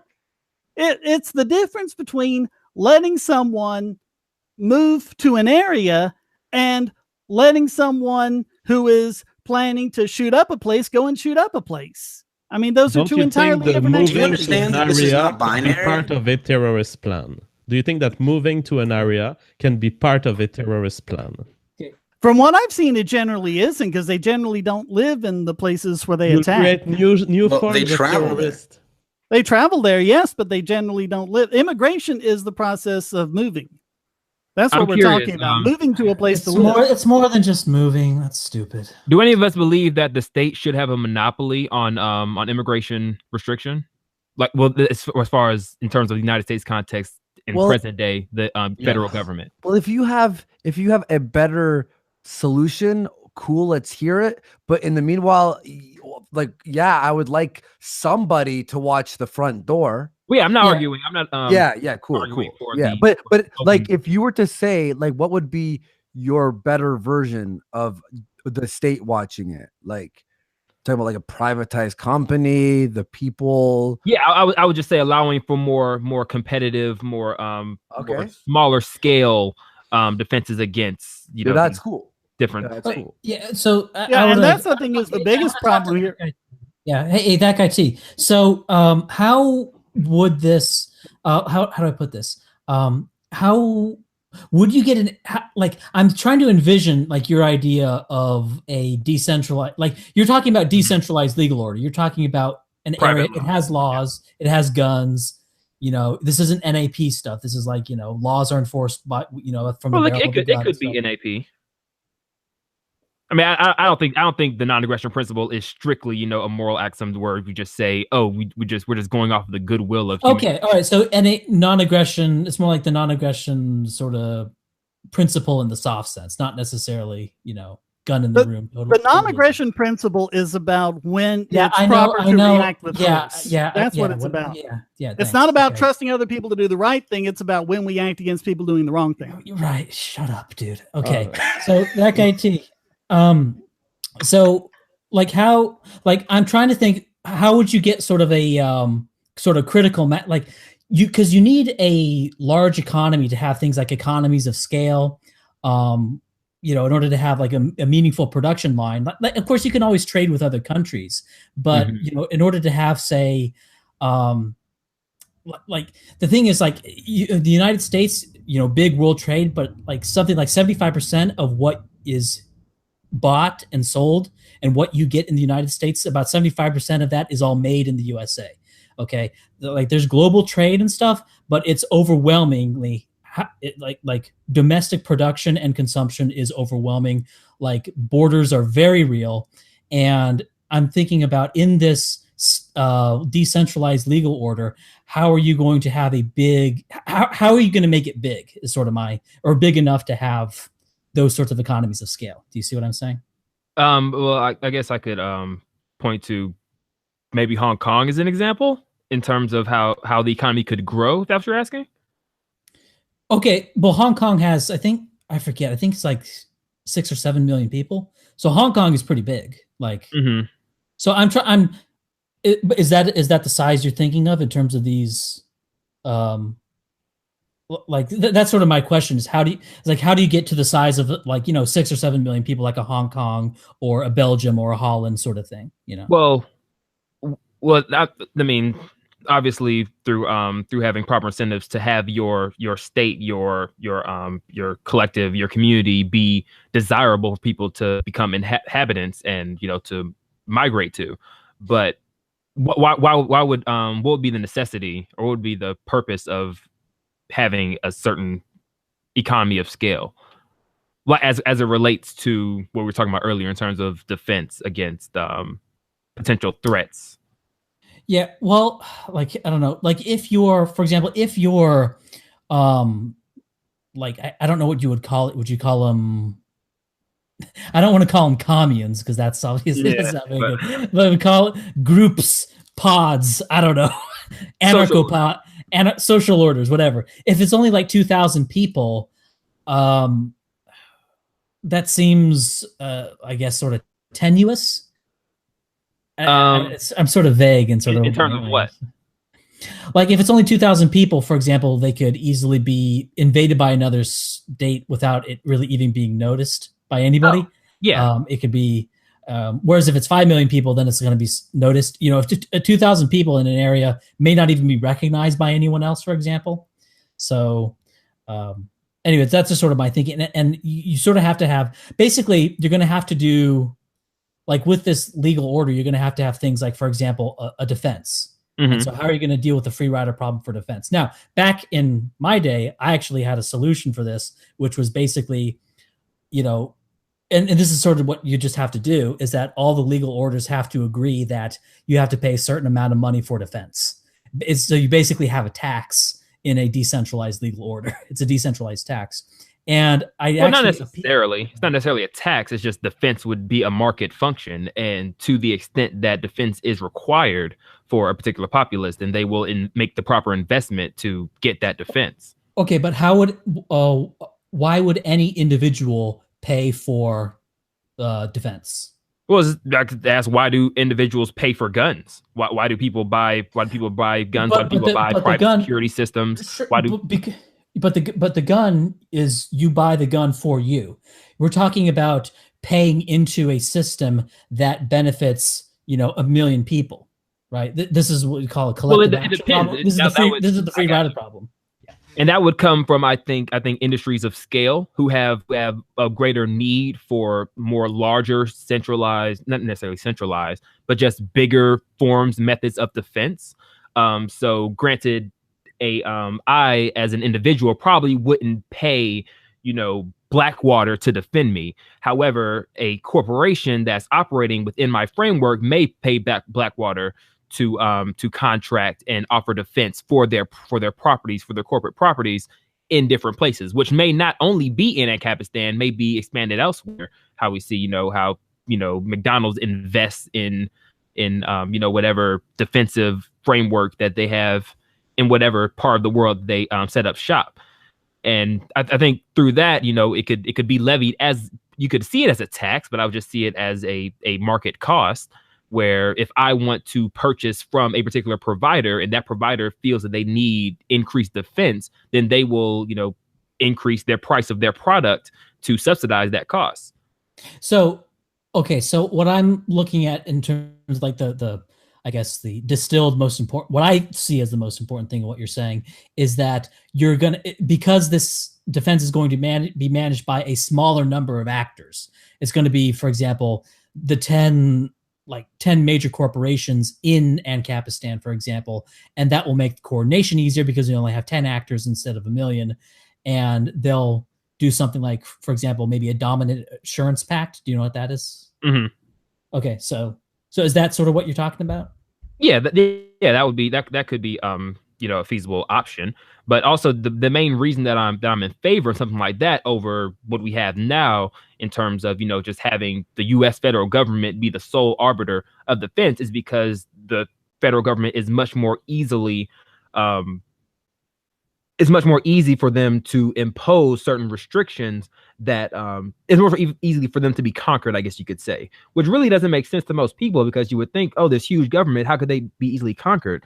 But when we see that in Europe right now, where their federal systems, or whatever they call them over there, have restricted use of their entire collective to own private gun ownership, to be able to defend their property, whether it be morally, culturally, against whatever type of invasion, you know, whether it be bake the cake legislation or shit like that. These types of, you know, huge democratic entities are much more susceptible to be conquered by leftist infiltrators or entryism than, you know, a smaller, more cohesive collective. And I think we had much more sovereignty for smaller cohesive collectives within, you know, America or whatever geographical region or space that you want to outline. That I think that would be much more useful and helpful in preventing these sort of, you know, transgressions that we see in terms of crime, immigration, terrorism, things like that, than if we just gave it all to one sole entity that we just all assumed that will all be, you know, we'll all have the right idea of how to operate, manage. I guess I would just have one criticism here, in that this sort of I guess I'm looking at what you're talking about here as kind of it's like a corporate oligarchy. And I don't see it, like, the thing is, I don't necessarily see the advantage of that over, say, a republic. I could see a corporate oligarchy. So, for example, if, you get people like, if the people running the corporations have the sentiment of, Mark Zuckerberg or, really bad people, then, corporate oligarchy, just like any other kind of oligarchy in the past, could impose really bad laws. A democratic state could also impose really bad laws as well. I get what you're talking about with to compete with. Compete with? Yeah. Like if you have multiple corporate oligarchies that are imposing bad laws versus if you had a super state imposing bad laws, which one's more easy to, I guess, combat in terms of? I don't necessarily know, because the corporate oligarchy, I mean, you sort of think of these, say, the major corporations as operating independently and against each other, creating a kind of competition, but they may just collude. And I see the same sort of thing as like with the democracy, like political parties could be fighting against each other, which is sort of what you want, and getting, good laws in their way, or they could just collude. So, and I think both outcomes are possible, and I think it's really complicated as to which outcome you're going to get. And in democracy, there is a mechanism for replacement, whereas if there is collusion in an oligarchy, like you propose, there is basically no mechanism for replacement. There is. I mean, there is in the long term, but if you're faced with an invader and you're stuck with the 10 big companies of your country not caring about defending your particular village, there's not in 4 years, there's not in 8 years. I think there's a mechanism. What's the democratic option, though? Question for JF. The democratic option is to vote for someone else. But when you're outnumbered, is that option still viable? I mean, if you're outnumbered by an invader, the invader will not have the right to vote in a democratic society.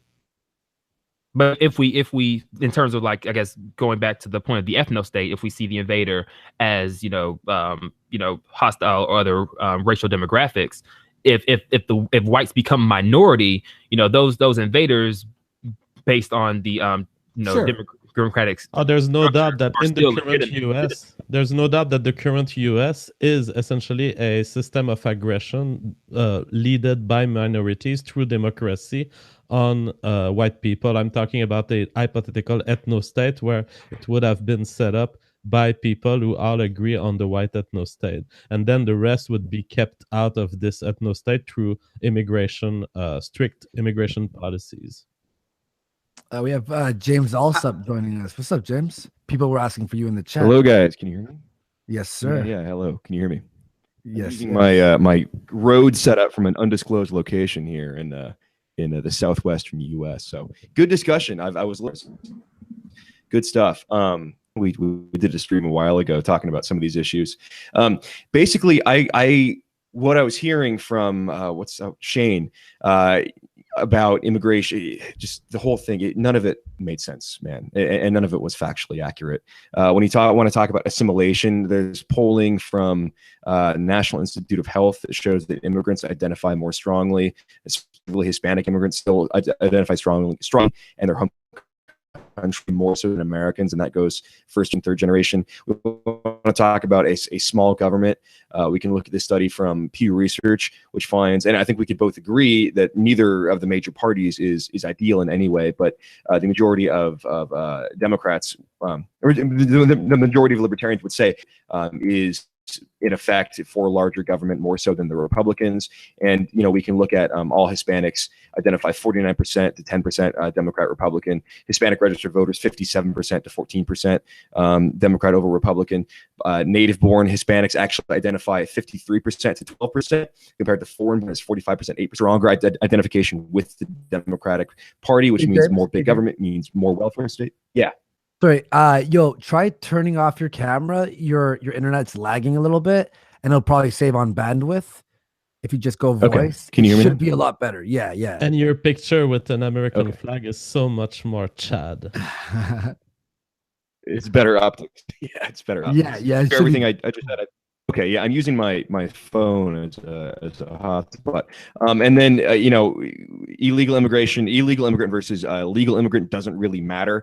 I mean, the numbers are effectively the same whether they came in legally or illegally with their party identification. There's another study from Pew Research I don't have in front of me, but it shows that by racial group, whites are the only group that prefers smaller government over big government, which finds it 70% of Hispanics and blacks both believe in restriction speech that offends racial minorities. We can look at polling on the I don't know, did it say first or second, but it's the same for the first and second amendment. Those are separate polls. One of them is by, I believe, Pew, and the other one is from another source I could pull up. But on every issue, if you want to talk about creating open borders, will not get you there, because open borders creates a magnet for people from the third world to come into your country. And as long as we have democracy, these people will vote for bigger government and less rights for the individual. And if that's what you're concerned with, you should be proposing, if anything, a European-only immigration. Well, I'm just going to quickly reiterate that all of my sources are over at my video, How to Argue for Immigration Restrictions, and the listeners can check out your sources and check out my sources and see which one they think is. But without talking about the source, right? But I mean, you don't actually you don't actually believe that immigrants coming to this country, by and large, want less government, do you? Oh no, I never claimed that. Okay, and you recognize that they vote in such a way so as to expand the government. Yeah. Well, no, because again, you have to be a citizen to vote. Yeah, they're children. Okay, well, right, but they're children of citizens. Well, like that's not even true though. Like, that's not even like totally true. And B, they either become citizens or they get birthright citizenship. If they're in the country for a long enough time, they're going to become citizens. Now we're talking about there's a difference between immigration and naturalization. And if you want to put say, okay, before we naturalize someone and give them the right to vote and things like that, we need to do all this other stuff. That I can get behind. I can get behind that. Sure, but like if they're here for a long enough time, they're going to start voting. Either they're going to be a citizen or they're going to be in a state where they just don't require you to be a citizen, right? Like California, I think that's where this sort of thinking leads. So. Is anybody here opposed to generation or restrictions on voting? Say that again. You cut out. I'm just asking: is anybody here opposed to imposing more restrictions on the right to vote? Oh, I'm a big fan on raising the voting age. I would be a bit concerned about things like you have to own property or have to have a certain amount of wealth, because that could be used to like for certain groups to control how you get those criteria. Like if you have to own a certain amount of land, like a bunch of people could like do things to prevent other people from getting land to prevent them from voting. But an age restriction, raising the voting age, I think would be better. But the contrary to what you just said there, I'll type, and I'm not saying I agree with this, but there is the case that, you know, if the more property you own and the more taxes you pay, you know, you have the right to vote, because otherwise you get a lot of people voting who don't pay those taxes and they can just vote themselves largesse from the treasury, I believe is how it was said back in the founding of our country. So, and there's that flip side of it too. Yeah. Right. There have been a lot of experiments. I think the danger. I think it's interesting you mentioned that though. Okay, so sorry. There have been a large wealth. Yeah, we have to find like yeah. All right. So James, you can go first, and then we'll go in line because it gets a little messy. But go ahead, James. Okay. Yeah, so that's an interesting supposition that wealth is what is going to be the major determinant of how people vote, because what actually we find is that race is a much stronger corollary for people's ideology and how they perform in the voting booth. I mean, you can look at poor whites, for example, vote conservatively and vote for smaller government much more than even wealthy blacks or wealthy Hispanics or wealthy Asians. And so, again, if we are concerned with small government and concerned with individual liberty under the current confines, unless we want to talk about, you know, abolition of voting or something radical like that, under the current confines, an open border system like you've proposed, Shane, would actually lead to necessarily a larger government and a larger importation of people who are going to vote for an even larger government. It'll be a self-perpetuating system.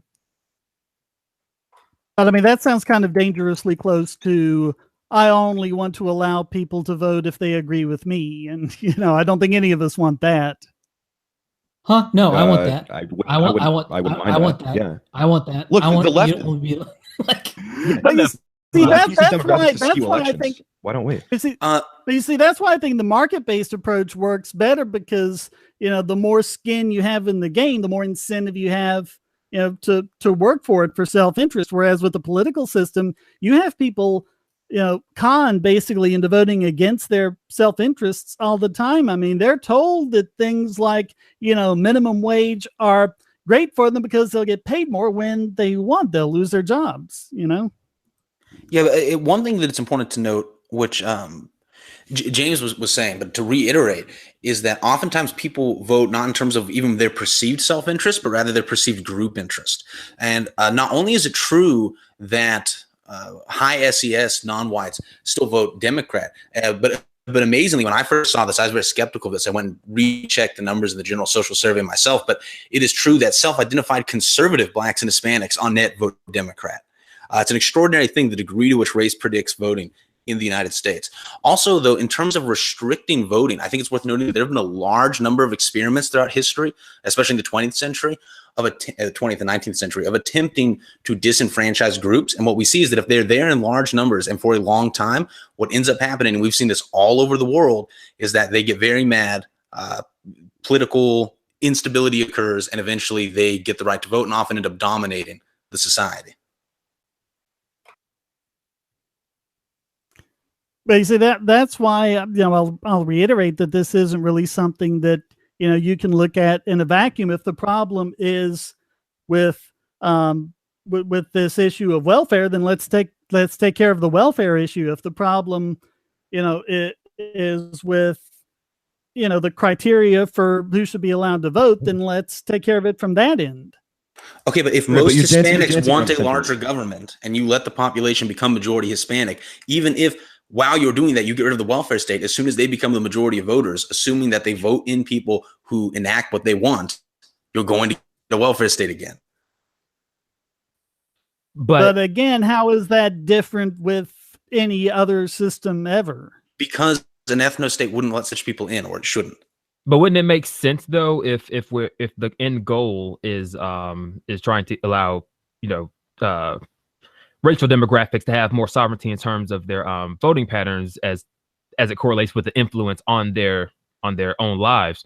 Wouldn't it be better served, instead of trying to I guess make democracy homogenous, wouldn't it be better served to decentralize democracy and allow certain, I guess go back to the states' rights model, and not necessarily in contrast with I guess immigration restrictions? I guess you could couple those, but in conjunction with it, wouldn't it also be beneficial to the end goal of the ethno state, I guess, to want? Yeah, I think that if states want to enact immigration controls on top of what the federal government has done, that's certainly a fine thing. And more even than that, if residential areas want to apply standards for who can move in based on so-called protected classes, that's fine as well.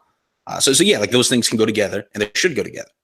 Yeah, and I mean, also restrictive covenants is actually something that has a lot of legal precedent in the United States. So it's not something that's like way out of left field to do. We have a long history of that, and all we need is a few court cases or a few interpretations to put that back in place. I do want to say though, I can get behind. Yeah, that's something I get behind. Like if a gated community or something wanted to do that, or something else like that. See, my thing is, it's all about the private property. You don't get to tell someone else what to do with their property. You don't get to say to a businessman, you can't hire this person because he's an immigrant. You can't say to a landlord, you can't rent to this person, because he's an immigrant. If you want to form, covenants or gated communities or whatever to do that and do it voluntarily, that's fine. But I mean, if you're going to the private political order. In the current political order, Shane, this is the reality. There is a state. The state is being maintained and grown by minorities. The fact that there's a guy with a skeleton avatar that thinks that freedom is great is not enough to combat the forces of democracy that are applying to you. What will you do with this problem? Well, okay.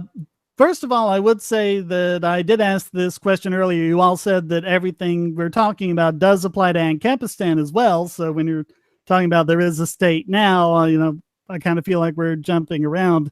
I mean, as far as what should happen now, I mean, what's happening now is so crazy. I don't really have much of an idea where you should begin. I probably wouldn't start with, tearing down all of the immigration restrictions and going towards open borders. I probably start with things like the welfare state. But I mean, just how I would approach this situation here and dismantling what we have, isn't the same thing as arguing the principle, which is what I've been doing. But the thing about I think that, okay, but the thing with the principle though, like private property is always contextual, and the criteria for land ownership, it's based on some sort of agreed norms of that. So when you're talking about, you talk about, what I care about is private property, but private property is legally enforced by either what we would call a state or some sort of enforcement agency, and ultimately private property has to be enforced by the barrel of a gun.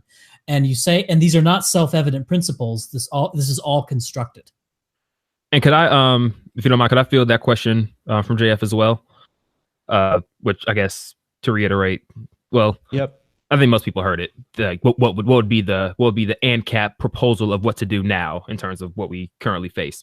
My personal idea is to, I guess, promote discrimination and secession to as far an extent as possible, without causing major unrest. And in contrast with that, when people protest that, which they inevitably will, with calls for egalitarianism and universalism, then to inject the discussion of secession as an alternative to seek justice from an illegitimate system, which they think which would be the state. So I guess making the state not appear as a good thing in the eyes of the populace, using it to promote discrimination, which correlates with preserving, pro-liberty demographics at the moment, while we're working to change the cultural attitudes of the, the population. But I would give the same answer to you as I would to Shane. Shane is saying we should, your solution, Shane, was getting rid of the welfare, but the welfare is there for a reason. It's because it's being maintained by democratic vote, and there's no solution other than persuasion. And persuasion doesn't seem to work. The libertarian ideas have been there for decades now. It will not convince minorities in this country.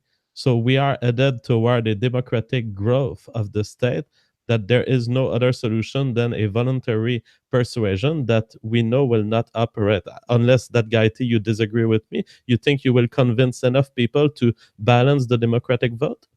No, not at all. But I do think there are certain innovative structures that can be utilized to, I guess, combat welfarism. One being cryptocurrency. I know it's pretty far off right now, but I think getting to a point to where we can have a means of exchange that can't be sanctioned by the government is a good way to combat welfarism.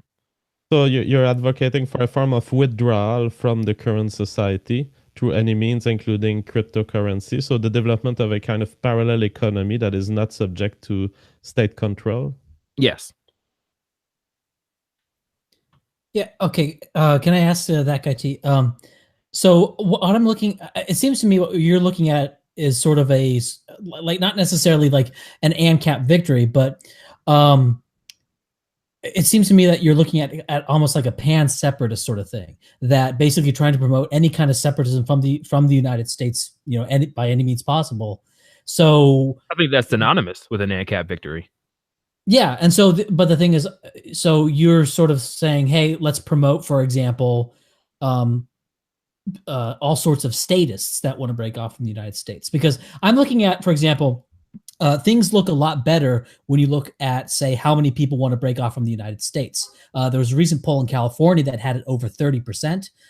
Texas was, I think, under Obama. It's gone down because of Trump, but under Obama, it was like around 34%. So these are big numbers of people who not only support the idea of a state seceding, but specifically want their state to break off from the U.S. So I think that if you're looking at it, in those ways, that in terms of like some sort of pan-separatist movement, and if you can find a way to harness the energy of people who want to break off from the U.S. for any reason, that that a lot of radical ideas become a lot more plausible.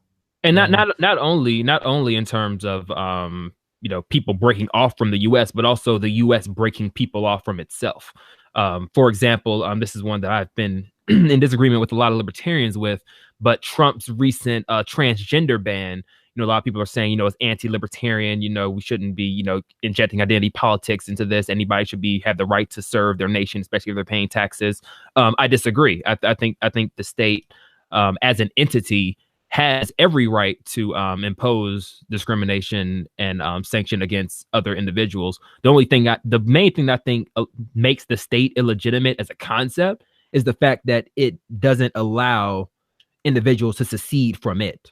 Not that it imposes discrimination. I don't think that's an illegitimate practice at all. I think that's morally, congruent with any libertarian philosophy.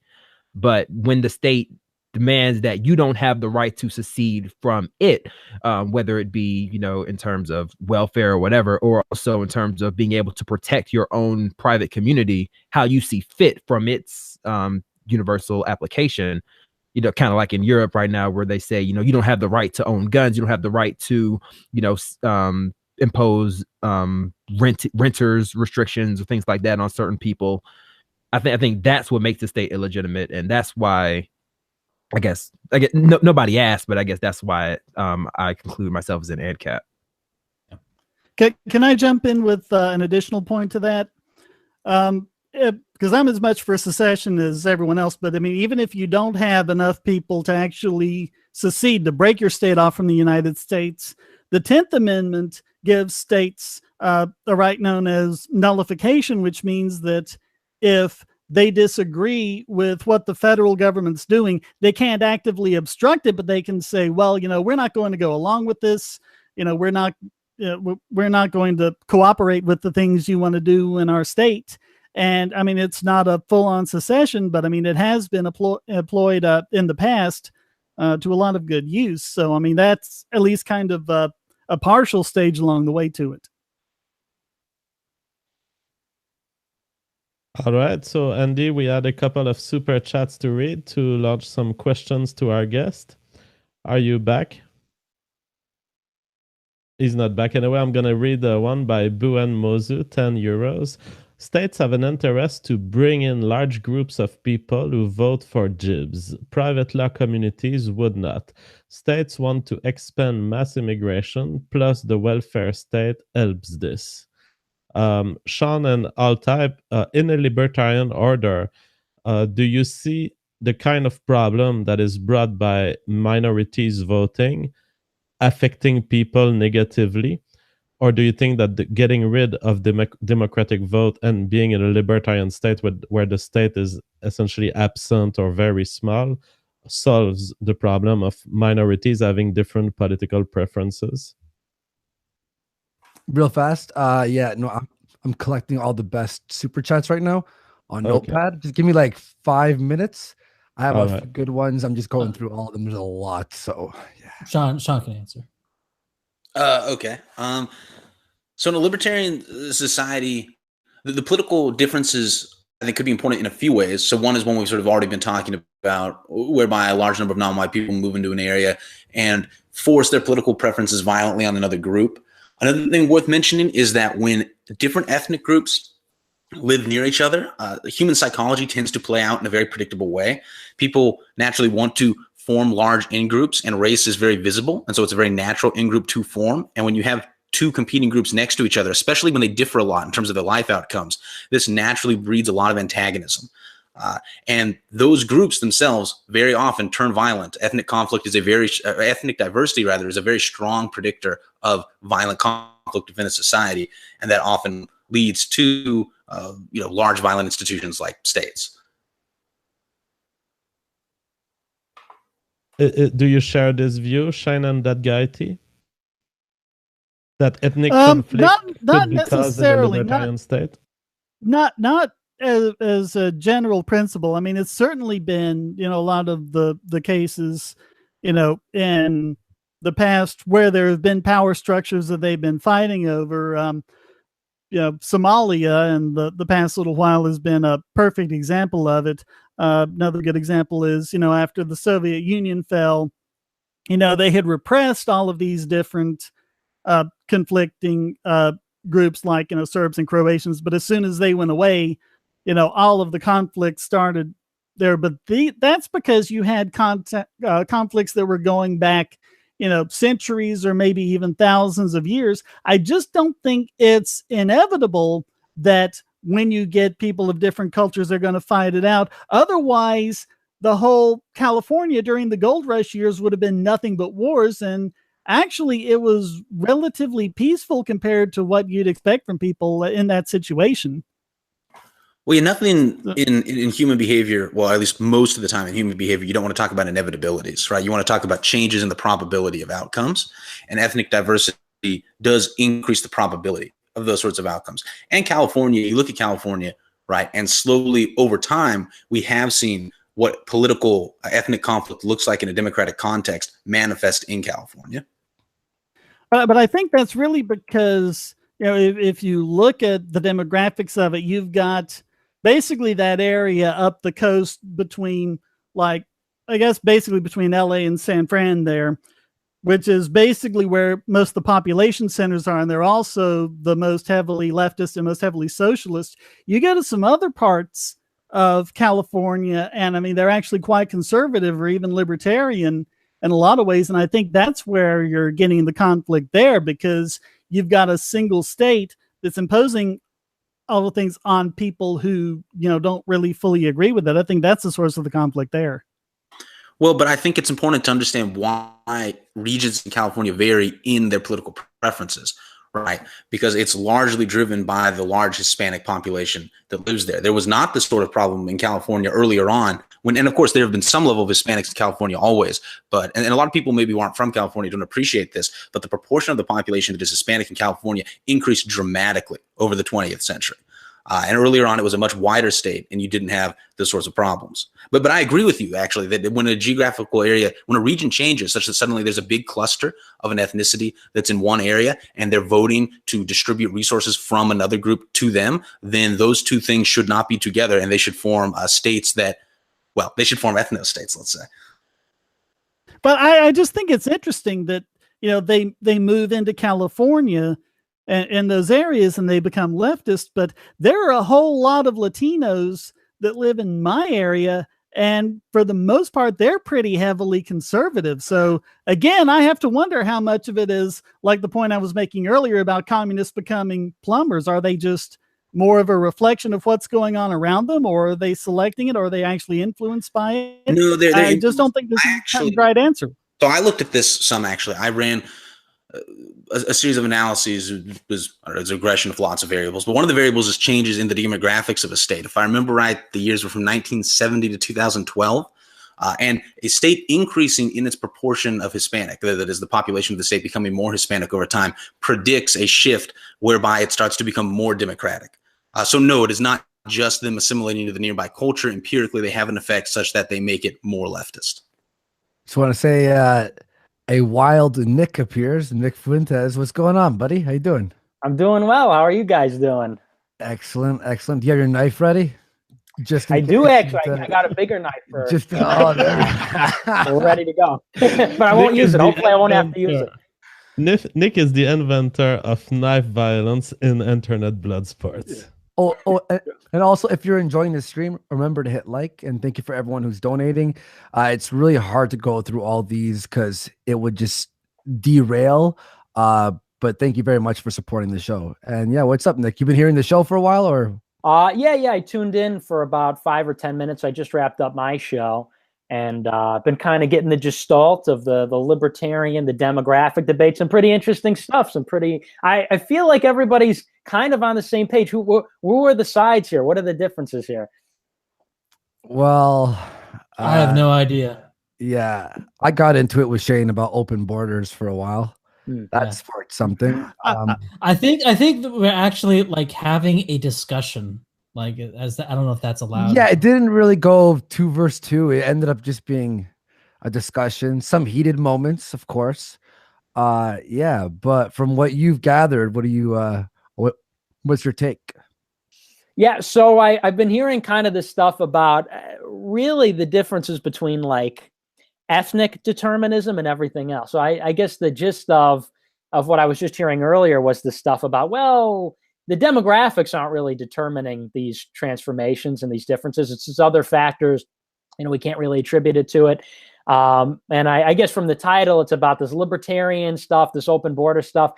And it's funny because I used to be a libertarian as well. I used to hold kind of these same views, but and something we were just talking about on my show earlier was that I think the fundamental presupposition about mankind and metaphysics that is made by people who believe in democracy, people who believe in open borders, is that people are interchangeable. I think that's that's the bedrock essentially of this proposition nation stuff, that America is a creed or an idea, is the idea that not only, like, does man integrate and assimilate, and, people can leave behind their prejudices and their tribal or geographic origins, but that it's possible that they can do that. And I don't think there's any proof that that's ever happened before, and especially not in this country. So that's really what made me change, was seeing that people are not, it's not like one race but the human race, we're all pink on the inside. There are very real differences between people that can't just be ameliorated by like public school education and propaganda.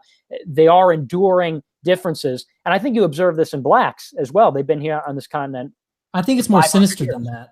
I think it's become more sinister than that. I think what you're referring to is kind of an older idea of integrationism. But I think that's largely gone by the wayside, where you have these politicians who are saying, no, let's not make them integrate. Like, in fact, we need to integrate to them. They can have their Muslim ways. They can have their African ways. So I think that what you're talking about is sort of an older thing that isn't really, I'm sure there's a lot of people who still think that way, but I think that is receding. Oh, yeah, but particularly I'm talking about for libertarians, like it specifically in response to like the Dennis Pragers, the Ben Shapiros, like these like classical libertarian people in particular, who say, because, Sam Huntington, I don't have the book on me right now. It's in my bookshelf upstairs, but Sam Huntington talks about this, how America it started out defining itself ethnically, racially, culturally, and politically at the founding. And gradually all these identities receded until it's just a political identity now. We're no longer an ethnic definition of American, no longer racial, and since the 1990s, no longer cultural. And I would say maybe the mainstream argument 20, 25 years ago was the assimilation, the integrationism you said that existed. But you're right. Now they say we don't even have anything to integrate into. It's just going to be a free-for-all. It's just going to be multi-ethnic, multiracial, multicultural. So, but I'm specifically talking about libertarians. Yeah, one thing I think is a sort of a good thing to talk about with the United States is saying that this is a country that literally has no standards. I mean, that's a very simple way to say it, is that there's no racial standard. Heavens no. There's no political standard. You can believe whatever you want. American is freedom of political belief, freedom of religion. Like, if your idea of an American is based on all aspects of freedom, then what you're saying is we have no standards. Like, so it's a democracy. Which I'm not saying that in a positive sense. It's just what it is. I don't know. I mean, I think you could have a democracy and still have, some semblance of. What do we mean by democracy? Like Switzerland? Yeah. Maybe, yeah. I mean, was the United States in 1900 a democracy? No. Republic. It's a republic, not a democracy. Okay. I should play word games here, because like republic is also known as a representative democracy, and I think is what most people. But there is a crucial distinction between the two. I know what you mean. There's a continuum, and I get what you're saying. I just want to specify, me too, when I was talking about democracy earlier, people called me out on the chat. When I say the word democracy, I mean the ensemble of systems where people can vote, including republics. But that's how I mean it. As like a mechanism as opposed to sovereignty, because we do have like democratic processes, but we do not have democratic sovereignty in the sense that the majority is sovereign over the country. That's why it is consequential, because, for example, the reason that we have a constitution, why that overrides us as a democracy, is because everybody has their own rights. And we individually delegate these responsibilities to the government. That's why they can act. So the reason that would differentiate us from a democracy, if a democracy said, we're going to take away, okay, no more free speech today, no more gun rights today, and 51 or 50% plus one says so, that couldn't happen. And then that's the difference between a democracy. That would be the case.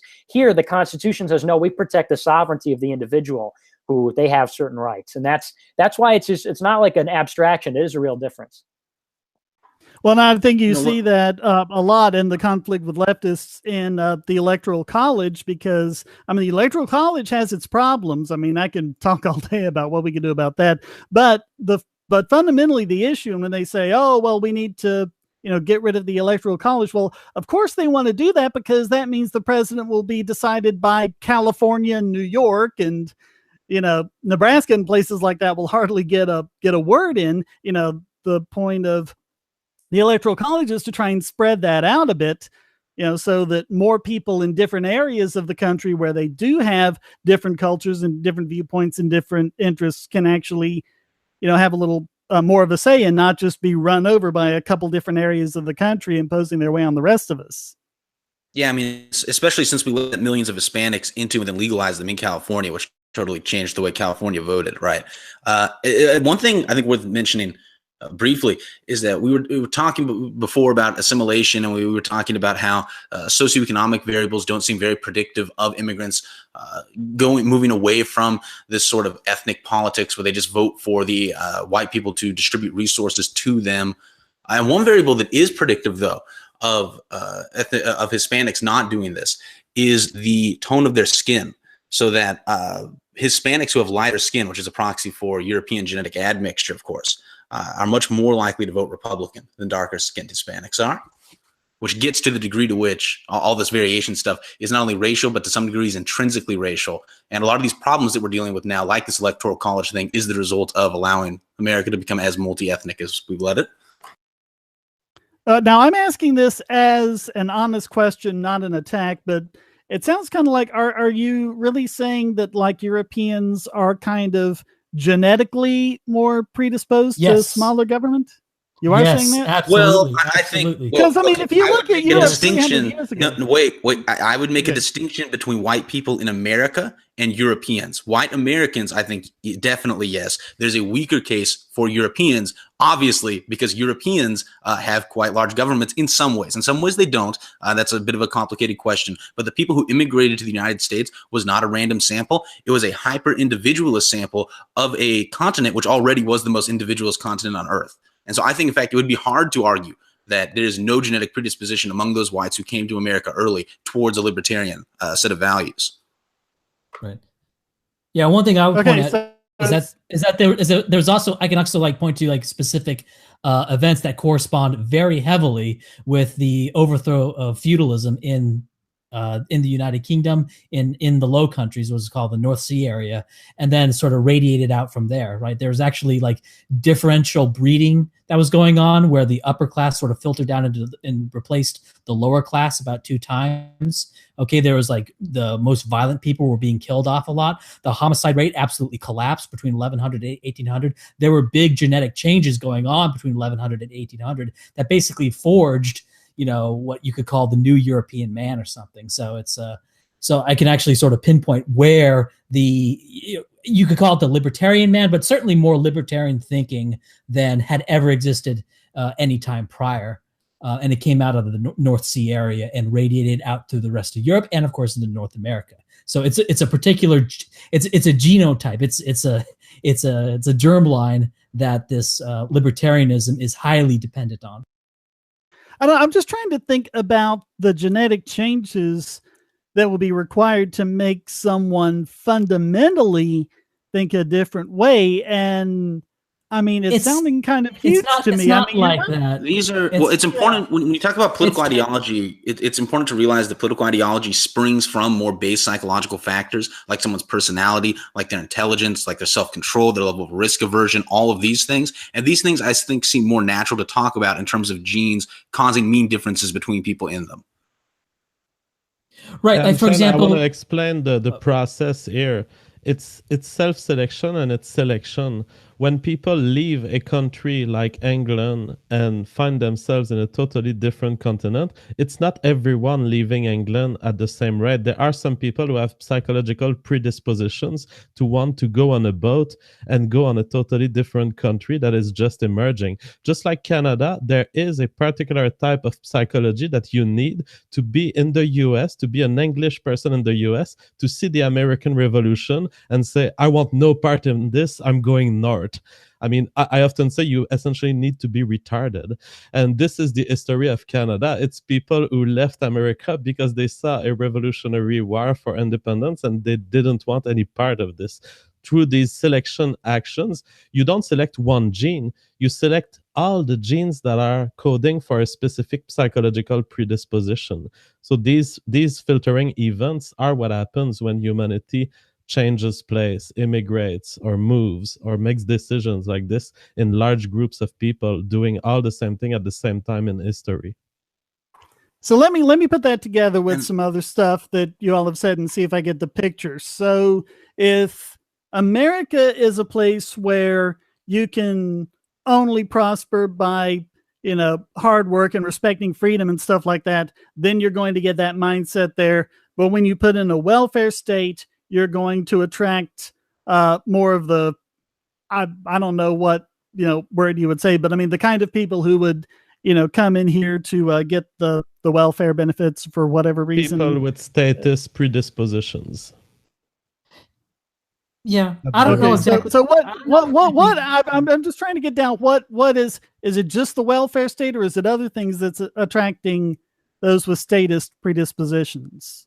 It's the wealth. I think they would come to the United States even if there wasn't any welfare state. It's just they can earn higher wages for the same amount of work when they come from Mexico to the United States. And the thing is, you think, maybe I should think about the political differences between Mexico and the United States and not try to bring that with me.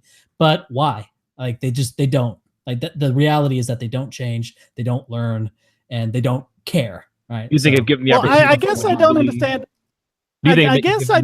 One second, Sam. Do you guys think if given the same opportunity, they would migrate to Middle Eastern or white, or not white, but Asian states? Well, the United States is much wealthier than either Japan or China, but like, sure, they would if they had the comparisons like European states. Well, yeah, they do that from North Africa. They go from Sub-Saharan Africa to North Africa, from North Africa to, and also if you noticed in the migration from the Middle East to Europe, notice that they go from Syria, they go through Turkey, they go through many different Eastern European countries before they stop in Sweden or they stop in Germany. They stop in one of the wealthy, safe Northern European countries where they can get nicer stuff. They don't stop in Eastern Europe where they don't stop in like Albania. They don't stop in Serbia. They pull up and they stop in Sweden where they're going to. I don't think it's only. I don't think it's only the wealth. I think it's also the I guess you call it the white altruism that are pretty predisposed to allowing certain demographics to. I agree. I'm just saying that getting rid of the welfare state wouldn't cause the problem. They would come in anyway, just because, like, if there's more money, they're going to be attracted to money. Period. But I guess the thing I don't understand is you're talking about this genetic selection from when, Europeans came over to America. Why, if you didn't have the welfare state and everything, why would that not apply to, someone from, Mexico or South America or wherever? Why wouldn't you get that same kind of selection? Well, because the average English guy who puts up on a boat 300 years ago is not equal to the average black person getting on a plane to Canada today. Well, but also there's a big difference between settling and between coming to an established country. There's also a difference, like JF said, in the origin, where you have just a different kind of person leaving England, which is an individualist, it's a Protestant country, than from leaving Mexico, where they have patronage and they have statism. They have a one-party state for 100 years and collectivism. But also it's different. And this is something else that Samuel Huntington talks about between settling a country and going to an established country. When the settlers came here to Plymouth Rock, when they settled North America in the 17th and the 18th century, there wasn't a country that they could come to. And it wasn't just because it's not about welfare. There wasn't even work that they could come to. There wasn't even like a stable or a wealthy economy that they could come to. They had to go and build a new country, which is very different than you roll up, you put in your application for a job, and there it is. You just become a part of the program. So it's a very big difference between, like JF said, getting on a boat and staking it all and building it. And you have to have war with Native Americans, and you have to build like a log cabin and chop down trees. Than if you go and you just become a part of the service economy, and you take a check and you drive a nice car and you get your Obama phone and that kind of thing. But I mean, certainly you would say that there are people of the individualist mindset in those countries. They're just not being attracted here the way they used to. Oh, I would say that. I don't know if the more individualists or less individualists are more or less attracted to the U.S. It's just that those people, just as a whole population, are less predisposed to libertarianism, and I think it's for genetic reasons. And I don't think there's any reason to necessarily exclude genetic differences as an explanation for differences in at least biases or tendencies to political views.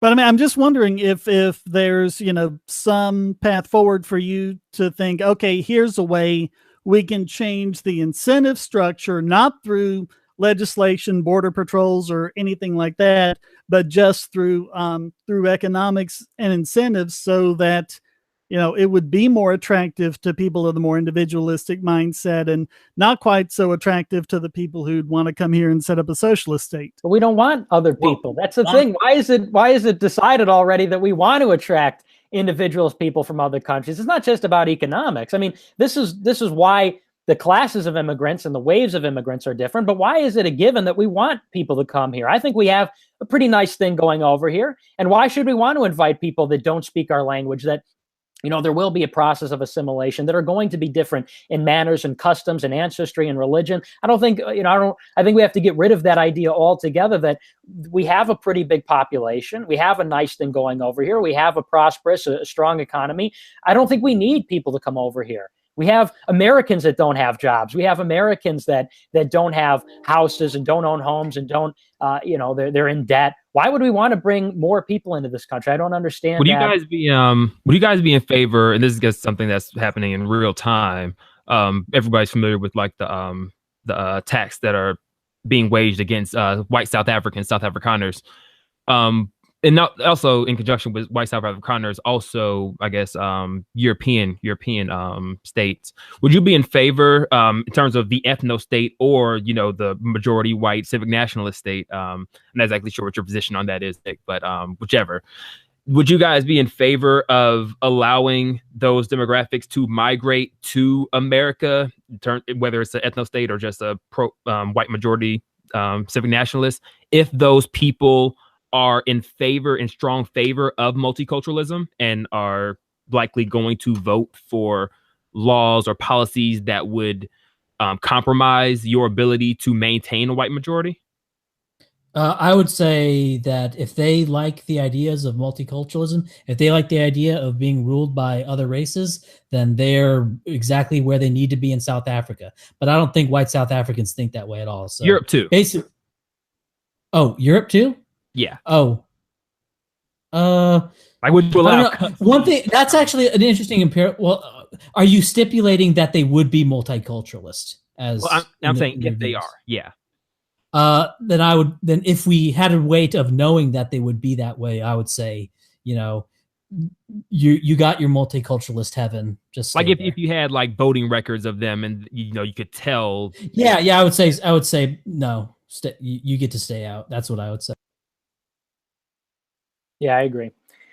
The thing is, I don't want people that aren't going to assimilate from Europe. I in the same way that I don't want mass immigration from, Mexico or from Africa, I would want mass immigration. I wouldn't want to put down 40 million Russians in the United States. And just because if they're not going to assimilate, I think Russians would have a better chance of assimilating because they have a Christian tradition and they shared some history with Europeans and some traditions, obviously a different civilization. Spengler classified them as separate, but they'd have a better chance. But either way, I would still say if they're not going to contribute to the culture, I don't see why we should have any immigrants, European, African, South American. I think we have enough people as it is.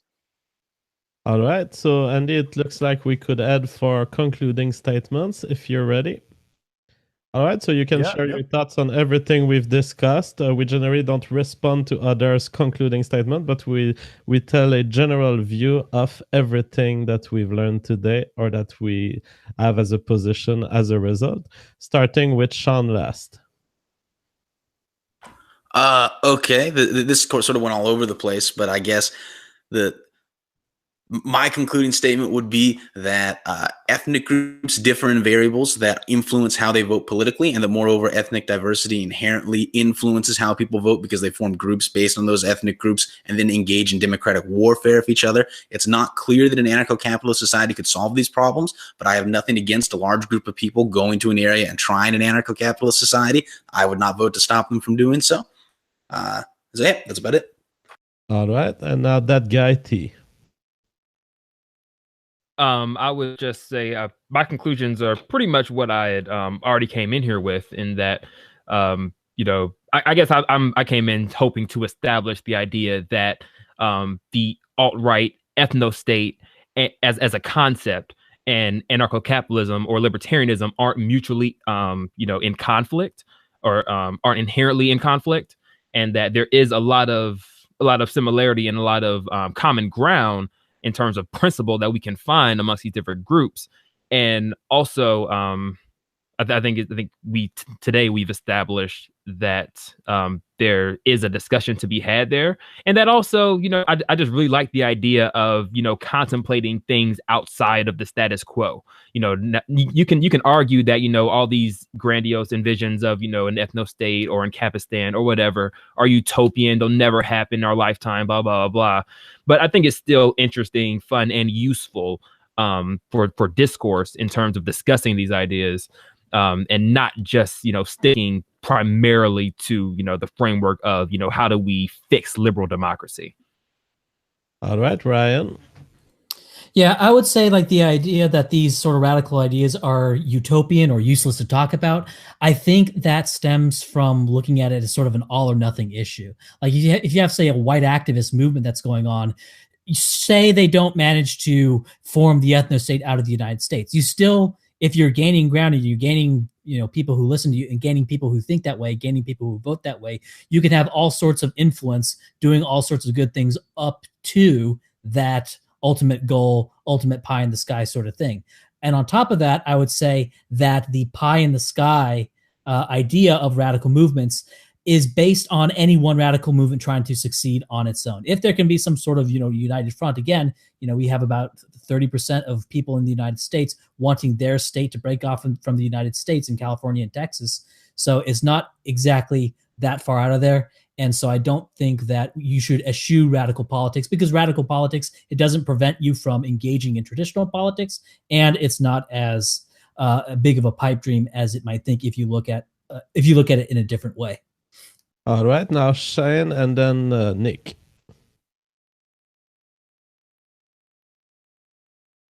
All right. Well, first of all, thank you very much for having me on. Just instead of trying to reiterate a lot of what I've talked about here, because we kind of went all over the place, I will just kind of get, what I think is, a sense of what I see, which is what I see a lot of other places. We have people here who are seeing a lot of problems in America and elsewhere in the world. The problems are real. I'm not denying that. But they've got some kind of idea in their head of how to fix it. I think they're wrong about that. But, even if they're correct, I would ask everyone to consider that you might have the perfect way of solving whatever solution to whatever problem you see. But if you want that solution to be done by the iron fist of government through some, political policy, which is always done by force, then you have to consider the fact that you're not going to be the one making that decision. It's going to be someone else. And even if they could do it exactly the way you want, it probably wouldn't stay that way for long. They would have different ways of looking at things than you, and that would even be true if you had the ethno-state. You wouldn't be a bunch of clones. I'm sure we'd all agree. You'd all have your own differences of opinions on something. But when you hand off that power to someone else, you kind of lose control. And that's the problem I see, because we've really lost control of things. We've got a $20 trillion debt. We've got, all sorts of problems with government getting involved in the economy and trying to take care of people from cradle to grave. And I don't really see the solution as handing even more power to the government that isn't doing what we want to begin with. And I think that's my moral from all of this. All right, boy, a lot of libertarian stuff. It's so hard, but hey, thanks for having me on, JF. Thanks, Andy. It was a brief one that I came on here. Not a lot of blood. Where's the blood? I need blood. Oh, next you missed time. the blood.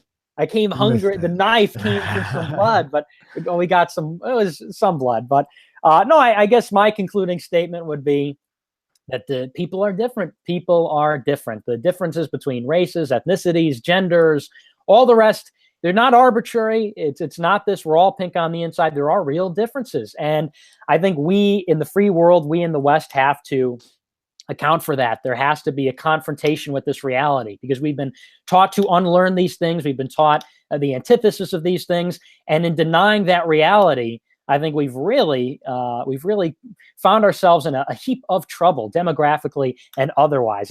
Ideally, I would say we should have no immigrants, but I prefer assimilable immigrants over others. And I think the only people that would stand a chance at assimilating are white people from Europe and from other places. But that said, I think we got enough people as it is.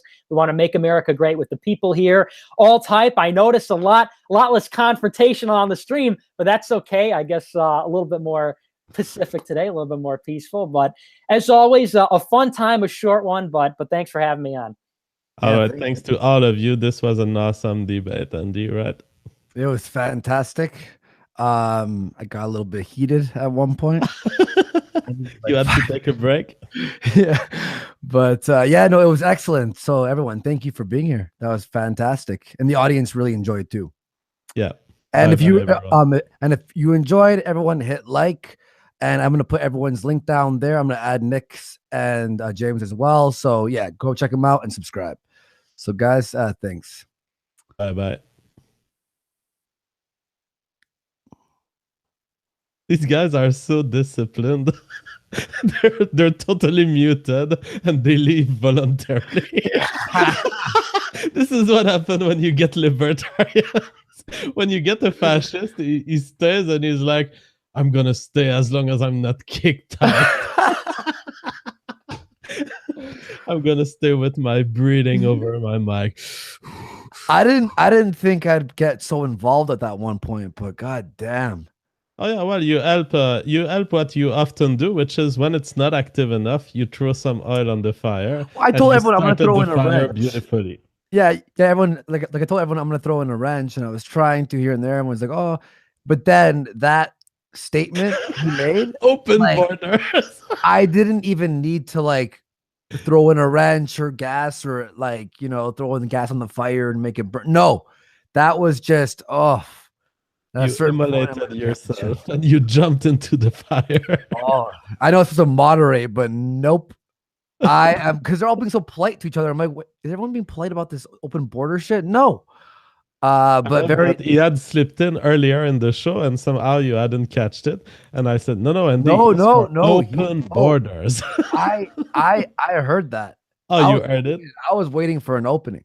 I was just waiting for an opening. I didn't want to be rude, but then when it starts, it doesn't stop. You know what I mean? Like once I get into it, oh boy, holy fuck! By the way, just. Debunked Monk just threw $100.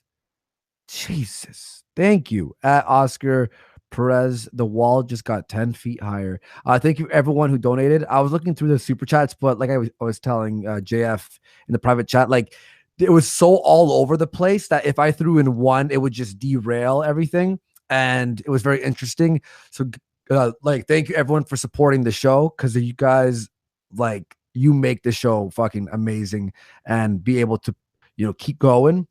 I do have to fix one thing. The codec on the camera here was sort of like. Well, I have lagging a to little say bit. right now it's perfect. Yeah. I don't I turned know my if camera off at anything certain changed. points when it was too many people. I think it was like the bandwidth, so I turned my camera off whenever I wasn't talking. And we are working on JF on you getting one like this as well. Nice. So we'll both be like nice quality. So we are working on that. And at least ASAP. I got clothes that are worth putting out in HD out there. Yeah. Just saying. Yo, I'm just more chill. I like the chill shit. You know what I mean? I love that the picture that people do of us on Twitter. I'm in that suit and you're in kind of a Buddy. pajama. Yo, that's my shit, man. That's who I am. That's All right. that's how I roll. You ready for some super chats? Yeah, and tomorrow we have the discussion with Frame Games Radio and someone who believes that there is no in-group preference in Jewish people, or it's at least that it's not higher than in other people. All right. Tomorrow, I guess 7 p.m. as 7 always. p.m. Yeah. Yes, definitely. And also update on the website, Internet Blood Sports. We have the whole group together. There's one special guest who will join the network as well. I'm not going to announce it yet, but this person's interested, and it's fucking someone like everyone's going to be like, what? The When I was- Internet Blood Sports Network? Yeah, like internetbloodsports.net. So essentially, what I was telling everyone is, it has Tonka's show, Baked Alaska, us. Sinatra's going to do like an in between, as well as one special guest. It will also be our backup. So if anything happens, we could host it there. And we can All right. promote it on the channels and stuff. And also it will have links to like the merch, which I have an amazing artist working on our stuff right now. Also some like news, scheduling, all that stuff. We're all going to promote it. And yeah, so Very exciting. I yes, want to sir. know who it is. Yeah, so internetbloodsports.net is already up. It's a very basic site. It looks pretty nice right now, but we are adding stuff to it. So I'll keep you all updated on that. And without further ado, let's click this share. Sorry, I'm just trying to make this window so no one can join and bug us. All right, there we go. Okay, let's pound through these. Joachim Hodge, $5. Question for all guests and host: what if anything did Hitler do wrong, and how specifically would you have done it differently or better? Last episode we talked about that. Pop TV, $5. I wonder if this will live up to the hype. Bad anime, $5. This guy will inevitably make me cringe to the point of donating, so I'm just gonna get it out of the way now. I think he was talking about Shane. Yeah, people were shouting in the Wow. audience. Why do you discriminate against Shane? It could have been anyone. Andreas Gonzalez, 1000 CLP. Hey, LMAO. What's up, Worski? What up? Matthew Hep, $5. While this stream is going on, IGN with 9 million subscribers is live streaming right now, and you guys are pulling in more viewers than them. That's awesome. Asteric entity, $5. There's no such thing as a small state. All states inherently require a violation of our personal liberties through theft and forced association. White Ice, $2. Woo woo, another Woski Live. Zentrax, $5. Thoughts on O'Sullivan's Law? Actually, Zentrax, he is the one working on the site. This is the motherfucker. Yeah. And if you go on his channel, by the way, this guy, he's got a Blood Sports trailer, and it's incredible. If you actually head on internetbloodsports.net on the right side, there's a link to it, and it's freaking amazing. I'll go watch that. Yeah, you have to. It's 5 minutes, and it's brilliant. Aliyev Mishkin, $5. For the libertarians, would you agree that free trade is meaningless unless there are similar labor standards in the competing countries? Fisted Wizard, $5. How exciting would a free market military be an improvement from what we have now? Interjection Man, $2. Who will build the roads? I asked that one. Tyler Dwayne, $10. I asked that one. Thank you very much. Glory, $7. Phone companies on the U.S. are not allowed to refuse service to someone for legal speech. We could extend the same legal standards to social company. Tyler Durden, $5. All great societies have disposable workforce. Tyler Durden, $5. As in, who'd obviously have to build the fucking roads. That was good. That was good. I like how you split that up. Salty thoughts, $2. Fully unregulated market equals might is right. Hast's awakening, $5. The conversation turned racial in no time because that's where the interest and hope is in. I was a libertarian. Then I watched brown people on YouTube. Jesus. Bio 000, $20. I read this one. Thank you very much. Rex Quando, $5. Once your site is functioning, you need to have Cantwell on so you don't get a strike here. He already said he would. Yeah, for things that we know that will be a little bit too spicy for YouTube, you can talk about having it exclusive on the website, just to, not violate any terms of service. Digital VHS, $5. Will drugs be legal and regulated under the ethno state? Do LSD. Jared Vance, $5. Pinochet's actions are just a political. To make an omelet, you have to crack a few eggs. Patty McGill, $2. Why aren't you people Catholic?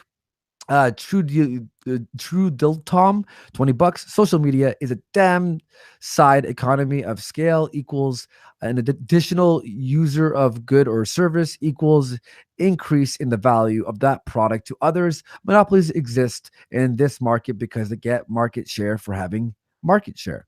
ASR sent $2. Poems are law, guys. Tyler Dwayne, $10. A libertarian mindset is not pragmatic at all, and that's why it fails. Shane is ignoring mass migrant welfare, low IQ, high crime rates, and leftist voting patterns. Sad. Olov Mishkin, $5. The poem on the Statue of Liberty comes from a Jewish poet and has nothing to do with policy, you soy boy. True D Tom, $5. Follow up. How do libertarians deal with the snowball effect? Is this a market failure? Also, what's up, T? It's Tom. Wayne Russell, $2. The plaque SOL or Sol was written by a communist Jew. Loki hates 500 PHP. Sure, because Muslims aren't trying to bring Sharia to the West or anything. Turks in Germany don't vote in liberals in Germany while simultaneously voting for conservatives in Turkey or anything. Shake my head. To be honest, Shane. Dill Pickles, $10. The fuck no-go zones? Yeah, that exists. Wayne Russell, $2. This all plaque was written by communist Jew. Sheldon Stacker, $5. Wow, you're using Jewish graffiti on the Statue of Liberty to justify open borders. Imagine my shock. Graffiti. John Lewis, £2. Should corporations have more power than the state? Wayne Russell, $2. Are you Jewish, Shane? Tyler Durden, $4. Those immigrants weren't declaring jihads, man. BJ Tingle, $5. In the 19th century, we still had terrorists that needed to be settled out west. Territories. The territory. Sorry, I was thinking about terrorists because I was reading the word jihad. It was still stuck in my head. Blunderbuss, $10. He's saying native-born Americans commit more crimes than immigrants. There's a reason he isn't saying whites commit more crimes than immigrants. Devious libertarian soy fucker. Simple living, $20. Most immigrants are a drain. Stop the immigration for 50 years. Let's get full assimilation. Stop satellite TV so immigrants cannot come here and watch Hindi or Arabic TV all day and never learn English. Guillermo Alvarez, 1488. Shane Killian sounds like the embodiment of IDS Hebeding meme. I never heard of that. I'm not sure what it is. Avow Liberty, $5. Shane is wrong. If you want libertarianism, you need the majority to be straight white males. Just look at how people have been voting for decades. Still Pickles, $2. Every mosque is a Sharia court. Apu Nahalpal, $5. Please tell Shane to remove his cuckold snap-on wiener and ball harness. His voice is getting really annoying. You want to read on for a bit? Yeah, Paddy McGill, $20 US. The Irish were fleeing war and genocide. There was no welfare state. They came for survival and were better than Mexicans. They loved America. Stop using my people to justify communism. Be Catholic, people. Red pilled Spaniard, $10. Property is legitimate. A society can decide to keep foreigners off their property as a collective. This open border libertarian is just applying Rothbardian ethics to outgroups unnecessarily. Hast Awakening, $2. More trucks of peace for USA. Warlord, $3. Shane needs more testosterone. Venom Engel, $5. Shane made an economic argument for immigration and now denies the economic argument on the impacts of these migrants in the long term. Dog Bath, $10 US. Wrath of the Awakened Warski, not preached to the crowd, not taught by the state. It was not suddenly bred. It will not swiftly abate. Great to see you, Adam. Well done. Ogren, $10. I think what Shane getting at is that since mostly migrants are economic, if you get rid of the welfare state, you're getting rid of the most powerful incentive they have to come in the first place. Daxla, $2 Canadian. Loving the new camera, Andy. Good show, gentlemen. Drew, 38, $5 US. Should there be some penalty for sanctuary cities harboring illegal immigrants? If yes, then what? Alan Quatermain, $2 US. They get minority business loans, whites don't. What argue doing in the swamp? $5 US. Eliminate the commons and then none of it matters. Jason Perez, $2 Canadian. All right. Hispanics. All Jared. right. Oh, all right. Yeah. I'll read for a little bit. Jared, $5. Why can the ethno state not utilize the anarcho-capitalist philosophy? Seems like the best of both worlds. Avow liberty, $5. This is for the alt-right. Would a is that minus 10%? Like, what's the squiggle? About 10%. About 10%. Learn something every day. A minority of non-white libertarians that understand demographics matter be acceptable for the ethno state. Do you think that would work? Would a 10% minority of non-white? Yeah, I mean, it would be acceptable for some alt-righters, yes. Most will say, well, let's try to get to 95% white. All right, Broseph versus Stalin, $15. Get Kurt Doolittle from the Proprietarian Institute on. He offers the best constructive criticism of Rothbardian / Hoppian libertarianism. That was like me practicing phonics for the first time. Peace in Valhalla or Valhalla, $5. Valhalla, $5. Please invite Chris Cantwell. He's the most principled libertarian. Hell victory. Producer Chris, 1487. The only ethno state I want is Groper Island. Better get me some Khazar milkers on here. Warski, basically looking for Lacey Green's personality in 1999. Playboy Playmate, OTY, Jamie Bergman's figure. Oghurin, $5. Shane, Israel doesn't have the geographic advantage the U.S. does. Producer Chris, 1487. P.S. ANCAP is BS. Either you're capitalist and believe in property being enforced by the law and authority, or anarchist and you don't. Rex Quado. What the hell? Just Warski just popped up. What the hell? Your Microsoft Excel is now It's telling me it's sentient. Intelligence. It's like, hey, Warski. Come to me. All right, fair enough. Rex Quado, $5. Open borders for Israel. Malcolm from the North. What's up, buddy? $10. Guess the guys who did 9/11 snuck in and out of the U.S. while they got trained on how to commit terrorism. Oh, wait, they stood in line politely. That was my point. Oh my God, that was fucking retarded. Wisco, $5. Shane sounds like the high talker from that one Seinfeld episode. Base Black, $5. I'm a libertarian, but open border cucks like Shane has made libertarian fascism more appealing. I'd vote T for the leader of the black ethno state. Sikir Halderson, $10. Shane attached the goalposts to a space rocket. AJ, $10. Love the show as usual, guys. Thank you so much for all of you supporting the show. I'm a boy 58, $20. So we're all supposed to live in Neo Tokyo in 500 square foot apartments with our hologram wives. Why don't we just kill ourselves now? Alfred Saxton, 82, £2. Christopher Cantwell, Abaya 000, $5. T is describing like a corporate feudalism. Sounds like mold bugs, neo-cameralism. Mr. Thunder, I'm learning a lot of new words today. Mr. Thundero, $2. Has T thought more about a libertarian fascism? EGS Chad, $5. Anyone else just watch Warski live to rank the levels of autism between all the guests? Jesus. Buen Mozu, £10. States have an interest to bring in large groups of people who vote for Gibbs.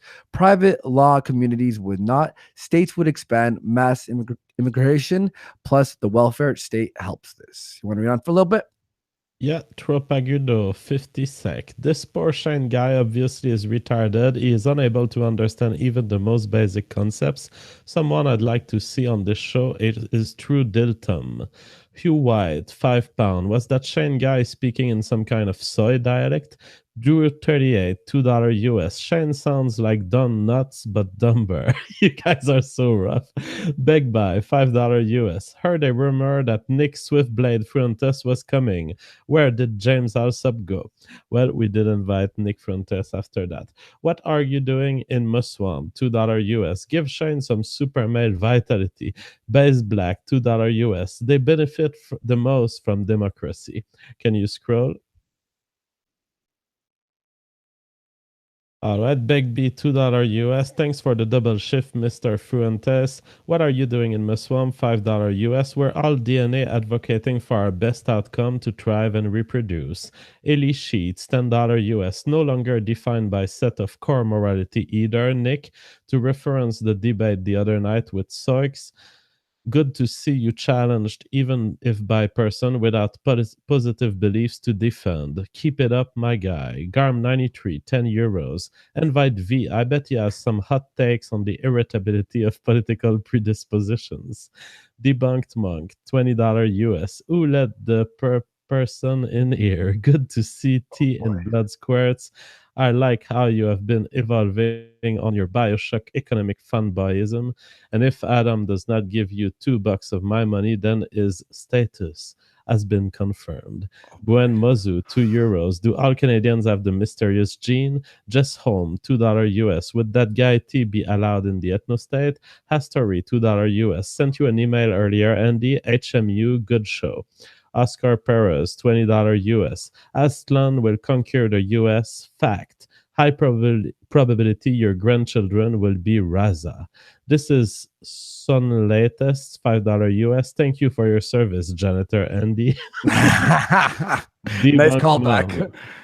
Debunked Monks, $100 US as withdrawn his message, but we read it earlier. No. Thank you so much for the donation.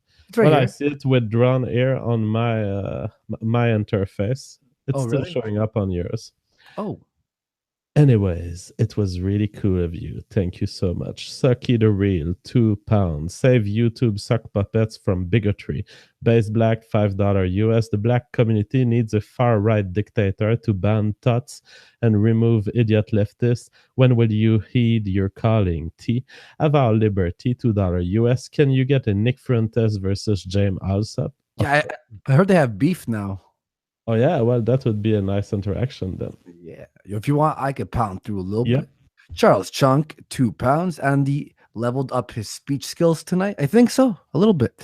Back in the day when I was doing speech therapy, I couldn't read at all. Just stutter on every word. It was brutal. Curiosity yours, $5. God damn it. I always come in late. Hurry through the chat, boys. Get this thing up pronto. Mama needs her fix. James, $2. Andy Warski, you the man. Oh, by the way, the first 30 minutes, 20 minutes was a little bit slow. People were like, come on, guys. And then I heard open borders and I was triggered. I knew I had the little ingredients to throw in there with the racial the racial impossibility of having a libertarian society with minorities who don't vote for this. They don't like it. Yeah. This is only a test. $5. Also, Andy, please never stop stuttering. It's beautiful. I like physically can't. So thank you. Mr. Thundero, $2. Andy, when do we get an official Warsaw Arena? Tonkasa and I are talking about doing like a collaboration, epic, like annual type thing. So we'll talk about that. Debunked Monk, $5. Jokes aside, when your site gets attacked and Cloudflare rejects you, look me up. I'm cheapish. Hope you boys know what they are. Hope your boys know what they are doing.